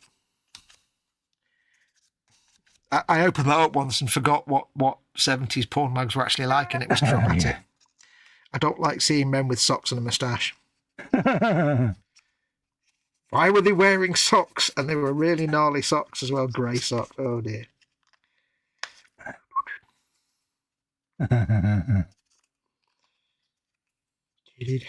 We took, talking to 70s, Mama Wolf had a trip to hospital on Wednesday, and she uses the passenger ambulance transport because we can't get her there any other way. So we pull into the hospital, and it's an entrance to the hospital that we'd never been to before. Oh, right. I didn't even know it was there. And we pull in, and all the walls around the outside walls are all this kind of like nasty lime green colour. Yeah. And I went, oh, God, it's like an 80s avocado bath set. And the ambulance guy's like, oh, Christ, don't remind me. Yeah. He said, my missus got one of them in the 80s, and I'm still trying to get rid of it now. I said, can't you get it? She said, no, she won't change it. It's 2025, mate. He went, yeah, tell her. Yeah, it's like when you go into a pie and mash shop. It always reminds me of my nan's kitchen because she had the same tiles as the pie and mash shop. Oh. It's like, yeah. How do I know they're the same tiles? Because Charlie, my granddad, he nicked them when he did a tiling job. But, yeah. I used to always find it funny whenever, I don't know if you have them down south, but up north here you have Robinson's Brewery pubs. Oh, right. And you can always tell a Robinson's pubs because the exterior is painted white with brown.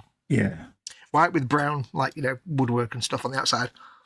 And indoors hasn't been decorated since 1973. Oh, right, yeah. Like, if you put your hand on the wall, it sinks in a little bit because of all the tobacco staining. Yeah. And it's like, I went on the Robinson's Brewery tour once, which was really good.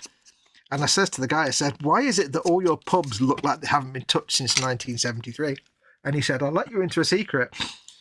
Even when we have a new pub done, they now make them look old. He said, so if you go to a brand new Robinson's pub, they've decorated it to look old. They've kept all the old furnishings, and they actually do a brown wash on the walls. Yeah. He said, we do a brown wash on the walls to get that kind of smoke stain look, so that when people go into it, because it's all old people, when they go in, it looks like an old pub. He said, we do it deliberately now. I'm like, oh man, that's awesome. Jeff says, also a good friend asked me to officiate her wedding, which I was proud to do. She named her firstborn son, Sagan. Oh, sweet. Best parents ever.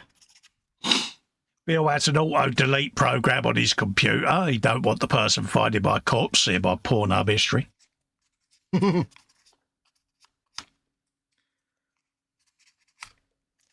Dee-dee-dee-dee.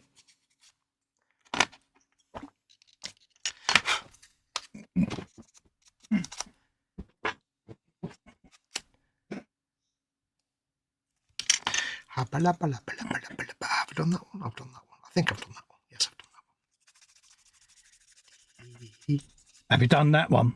I've done that one. Are you sure? Is it on the trolley? Can you point to it? Have you seen Pam? Victoria Wood there was a comedian. I see up your way they're having issues with Asda doing facial recognition software in their supermarkets to stop shoplifting, yeah. Well, I've always said if you've got nothing to hide, what you're worried about. Yeah. But accept it, and then it stops people doing shoplifting. Because believe you me, if you think that's the first instance of facial recognition software being used in the UK, yeah, you've not been observing much because it's everywhere, mate. Yeah, it's like, oh, state control. No, it's a private company stopping people stealing stuff. Yeah. Asda isn't owned by the government. Come on now. It's like people that complain about all the CCTV cameras. It's like, you mean like we've had for the last 30 years? Yeah, you're all walking around with that big tracking device in your pocket called a mobile phone. Yeah, I don't want to see. Yeah, mobile phone.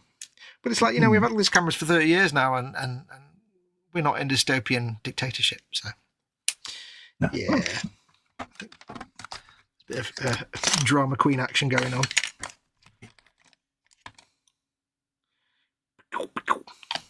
You always get folk complaining about something. Besides, imagine how boring crime dramas would be, and how boring it would be to watch those following the police when they catch criminals programs. Yeah. If they didn't have ANPR, and it'd be like, this crime was committed and we never found who it was because there were no witnesses. End titles. Be boring, wouldn't it? Yeah, it is one of them, innit? I saw one the other day, and it was some criminal. I won't go into details about the crime. It was some criminal, and he'd committed a crime. And they did all the detective work. And it was only at the very end of the investigation, when they were just starting to figure out who it was, that they'd then found some CCTV that basically literally identified him. Yeah. And it was funny because they got him in to interview him. And he's like, no, it wasn't me, mate. I didn't do it. No. He's all this, like, denying everything, being all smug. And he's like proper alpha male type, you know what I mean? Yeah. He's like, oh, no, it wasn't me in it. And then they go, here's a still from a video. Is that you? Yeah.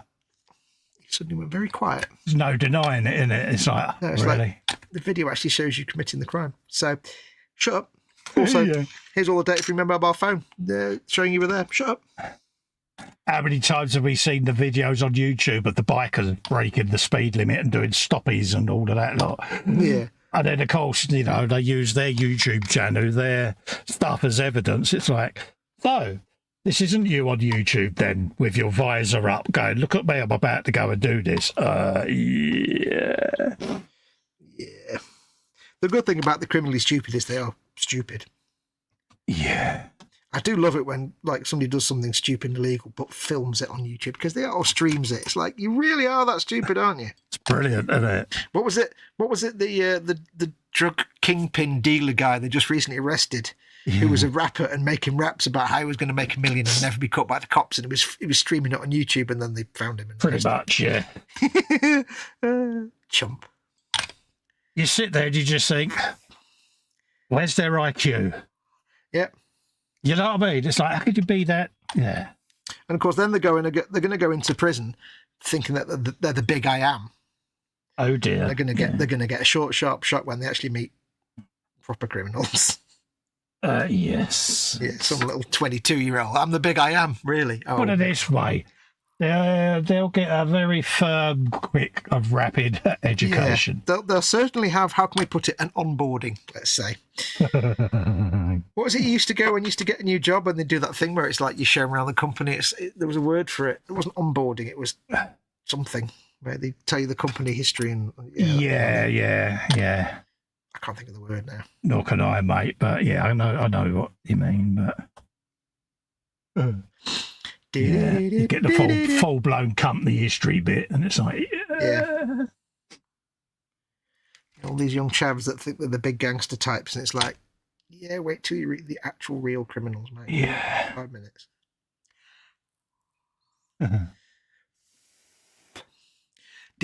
What's chat doing? It wasn't me. I was nowhere near at the time of the incident. Honest gov, says PJ. Bill says, in my day, no one fought. They just said it's a fair cop gov and took the punishment for the most part. Induction, that's the word I'm looking for. Yeah. Thank you, PJ. I got pulled over by the police once for going through a red light. Yeah. Which was actually accidental, but it was really badly laid out traffic lights, but I didn't fight it. And the van pulled over and it was behind me, so I actually got out of the car and walked up to the police van. Yeah. I thought, I'm going to walk up to them, see what happens. So I got up and I walked up and I said, it's a fair cop, gov, you've got me banged to rights. And the copper was like, oh. Yeah. He's like, oh, just stand there for a minute, will you? He so laughed. How many years did you get? Hundreds. I'm still there now. I'm actually in Belmarsh at the minute. I don't know if that's a real prison or not. Belmarsh is a real prison. Is it? It's just the first name that came to mind. Right. I've done that horsey. I won't start another now, 15 minutes to go, but I will show you this. Let me know when you're ready. I'm not gluing. Yeah, no, just give us a sec. Yep, I shall wait for you. Go on, I can't do that until you've shown me anyway, so come on. Okay, I found that the other day. Oh, nice one, yeah. 1972, it's just after I was born. Look at the artwork in that, look at it. Yeah, oh, used to collect them, the old Commando magazines and that. Yeah, it's proper old school black and white scratchy art. Oh. Yeah, I bet it's got that old school book smell and all, isn't it? Yeah, dusty old smell, yeah. Yeah. So I've not actually had a chance to go through and read it yet, because I've had it since I was a kid, so. Look at that, just look at the artwork on that. I found out who the artist was for this. It was some Spanish artist. He was actually an incredible artist. Vasquez, I think his name was. But yeah, I'd love to draw like that. Just scratchy with the brush and the nib. Yeah, beautiful. Proper old school, mate. Yeah. All these long stories. Yeah, I used to have stacks of them old Commando books. Used to be there every year. You used to get the summer one with the holiday edition one. Bound cover on it. It's like, yeah.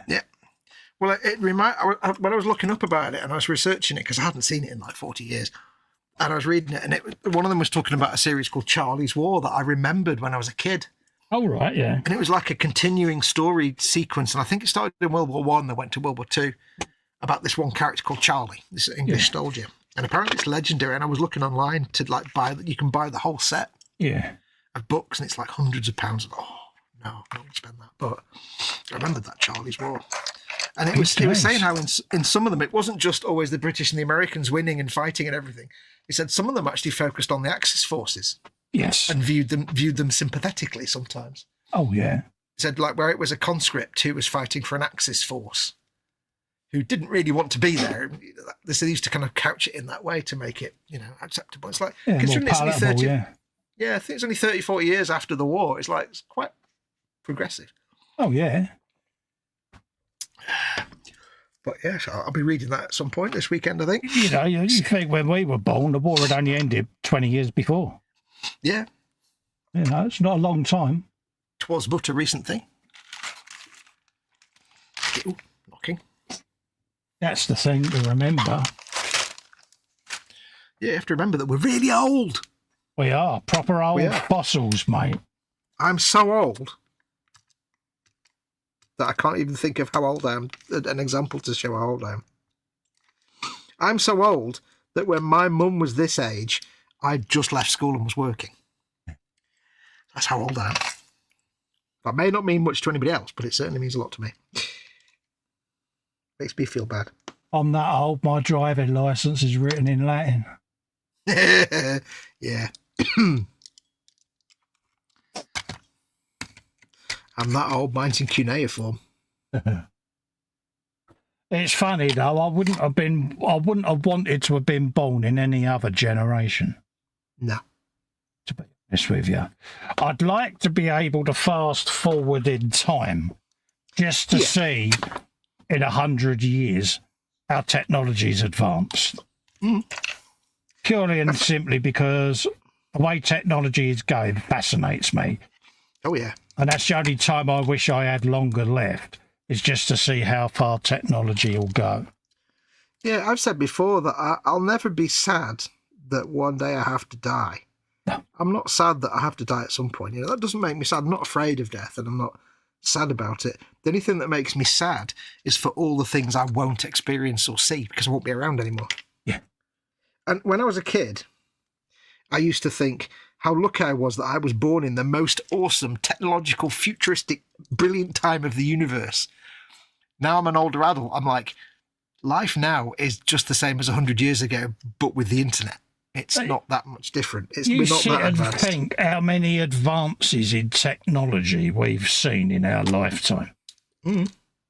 When you think about it, you know, space shuttle flights, man on the moon, you know, video recorders, CDs, mobile phones, the home computer. There's a lot of technology we've seen. You know, you've got the whole AI stuff coming in and that. I think we've had a phenomenal experience of technological growth just in our lifetime. Oh, yeah. But the thing that makes me a little sad is despite all that, if you look at somebody's average life, they get up, they go to work, they're sad about going to work, they hate the job, they come home, they veg in front of the TV, and then they go to bed. So despite all the technology, average life is still kind of the same as it was. Oh, yeah, well, always. People of our class are always going to be worker bees. Yeah, and it's like, in 100 years from now, maybe it'll be so much better, and I wish I could see that. And so I used to think that this was the best time, but now I think the future time's going to be the best time, and I'm sad about that. Yeah, but you're always going to have a particular class of people that do the bread and butter work. Yeah, that's always going to be the way, mate. That'll never change. True. Because it's just how it is. I think part of it might just be that when you're a kid, everything's brilliant, but as you get older, reality kicks in and you're a bit more jaded about things. Yeah. But I do feel sad for the things that I will never experience or see, that I wish I could see. Yeah. Like, what will video games be like in 50 years? I'd love to know, but I never will. I think you'll be in the video games. It'll be that immersive. Yeah. The video game is you. You know, you go back to an old film like, say, for instance, The Lawnmower Man. Who remembers the end scene where he basically integrated with the computer? Yep. You know, I know that's an old 90s film, but, you know, just that concept alone. Tron, you know, there's a classic. Yeah. It does make you wonder, you know, what is life going to be like in 50 or 100 years? Assuming that, you know, if you forget all the doom and gloom and all that kind of stuff and just assume that despite everything that's going on, life will pretty much carry on as it always does because there's always been nonsense in the background. Oh, of course there is. If you go back 10, 30, 40, 50, 60, there's always been crap in the background. So ignore all that. Yeah. Just think what life is really going to be like. And it's like there's stuff that we can't even imagine. Oh, yeah. That's going to be taken for granted. And it's like, I want to experience that and I never will. Yeah, but it's one of those, isn't it? You know, I look at relatives I lost at a young age that never saw compact discs, mobile phones, home PCs, you know. So, you know, but they had seen advances in their lifetimes, obviously probably not as prolific as we've seen. Yeah. I think we have been pretty lucky, haven't we, with some of the technology that we've seen in our lifetime. I think if you're going to come in at a certain time, then coming in at the birth of the electronic revolution is quite a good time to come in at. Yeah, I do think we have been rather blessed and fortunate. You know, I was obsessed with the whole shuttle program and all of that lot, because space travel I love, and it's the same with Starship. You know, I know he's not your favourite person, but you can't fault what that individual has done with SpaceX. Yeah, you can't fault the technology side of it. Yeah, technology, all right, he finances it. It's not him sitting there creating it. I know that. But he's put his money where his mouth is, and that's what he's gone and done. And can't fault the advancements. Whether or not you agree with any of the other shenanigans, which we won't go into, no. You know, he's Marmite, but the whole thought of Starship going to Mars fascinates me. But yeah, it's weird, isn't it? It's just a sadness for the future that I'll never know, I think. Yeah, I want to go to Moonbase Alpha. That's what I want. You just want Moonbase Alpha with the girls with short skirts. That's what you want. No, that was UFO, mate. That was UFO. Yeah, I'm on about Space 1999. Purely because the guy was Captain Koenig. That's all I'm saying. And we've got a Koenig in the chat, haven't we? See what I'm doing? Jeff would be brilliant on Moonbase Alpha. Can you imagine that? Oh, that'd be so cool. Oh, yeah. I feel compelled to get my phone out and play some of the sound effects now, but I won't. Absolutely. Absolutely. Right, what are we on? 25? You've got 5 minutes. Yeah. PJ says, it wasn't me. I was nowhere near at the time of the incident. Honest gov. Sounds convincing there, PJ, mate. I know you're innocent. Yep. Thousands to believe you. I wouldn't. Yeah, Bill says in my day, no one fault. They just said it's fair cop, took their punishment for the most part. I was brought up with the if you do the crime, you do the time mentality. Yep. And that was it, pretty much. You know, don't you break it, you buy it. Yeah, don't beat about the bush. You know, if you've gone out and done something you shouldn't have and been caught, take it like a man and do your bird. End of. PJ says Disney has announced that the next Star Wars movie will be called Star Wars Starfighter and it'll be released in 2027, 50 years after the first Star Wars A New Hope movie. I still love the original Star Wars films. I remember seeing them at the cinema as a child at 10 years old and was blown away. And even though the modern films have got modern CGI, I still think those first 3 movies stand on their own. It's just one of those. Call it nostalgia, call it whatever, but I just think they work. Do you know what seals the deal for me with those 3? Is that, like in many old classic films, when you see the actors doing their trade on screen, they don't look like they're acting. No, they look like they're there. Yeah, like when they're in the cockpits and stuff, the way they're actually acting, being in the cockpit of the fighters and doing stuff, it's not the way it's filmed and the set and the prop, it's the way they're acting it. They look like they're not acting. Whereas the modern films, the actor's playing, it's like it's an actor doing acting. But those other films, it was very shrewd casting, getting relatively young unknowns into their roles, because they weren't set in the method actor role, were they? They was innocently going around the spaceship, treating it as if it was real, and that was what was captured, wasn't it? And but there's just some of them performances, just that they're not acting, they're living it almost. And you don't get that in modern ones. It's a nerd's dream, isn't it? I mean, come on, if someone walked up to you tomorrow and said you could have an extras part on Star Wars, you'd be there, wouldn't you? We all would. God, yeah. I mean, I love the thing, like you see a stormtrooper and you can see the bit of white gaffer tape on his leg holding his armour together. It's great, I love it. I'd be there. Oi, Star Walker, behave. Turn it in. Or Darth Vader, oi, you stop being such a naughty boy. Oi, helmet boy, give over with the asthma. Yeah, what's with the heavy breathing? My nan used to get phone calls like that, you dodgy old, Oh, I've got something in my throat. Would be funny though, wouldn't it? Oi, Vader, what? Oi, no. asthma boy. Behave yourself. What would your mother think? What would your mother think of Your this? mum would be so disappointed in you, young man. Even in the finger pointing of shame. And the camera would look round and there'd be my Aunt Win with her arms folded, looking over her little Dame Edna glasses. Like, yeah, you don't want to cross Auntie Win. Don't cross Auntie Win. You've seen Auntie Win. Yeah, I've seen a picture of Auntie Winnie now, albeit from 10 years ago, but you can see in her eyes, she's there trying to scout out where the security cameras are. Laser beam etching through the camera lens, isn't it? It's like, But anyway, folks, that's us two idiots done. We're going to let you go off and get on with the rest of your weekends. Massive thank you to each and every one of you that comes in and spends your time with us two pillocks on a Friday. We really do appreciate it. We're not just saying it, we do. It's something we look forward to. We look forward to the interactions and the banter. Thanks for the super chats. We are pillocks. Yeah. Thanks for the super chats. It's helping keeping the channel alive, folks, and it really is massively appreciated. And we'll be back next Friday for another Friday Frolic. And enjoy the rest of your weekend. Enjoy whatever pastime you're doing, be it motor racing or whatever. And we'll see you next time round, folks. Stay safe and well. Bye-bye for now.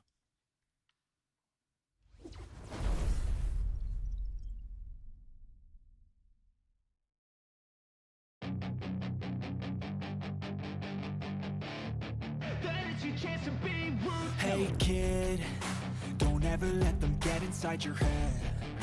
They'll tell you what to do in life instead of everything you know that you could get. Don't let them guide your life towards regret. I'll fight for what I love with every breath. My past is filled with things I won't forget. I use them all to push me to my best. So treat the worst of times just like a test. If only I could go back in time, I'd tell myself that everything will end up alright. Just push yourself, test yourself, figure out what you like, and find your limits, don't be rigid, always work towards a prime. Surround yourself with open minds, people can change your life. A few friends with intent can help you feel alive. Find a passion, take some action, and with a little time, just be patient, make a statement, try to enjoy your life.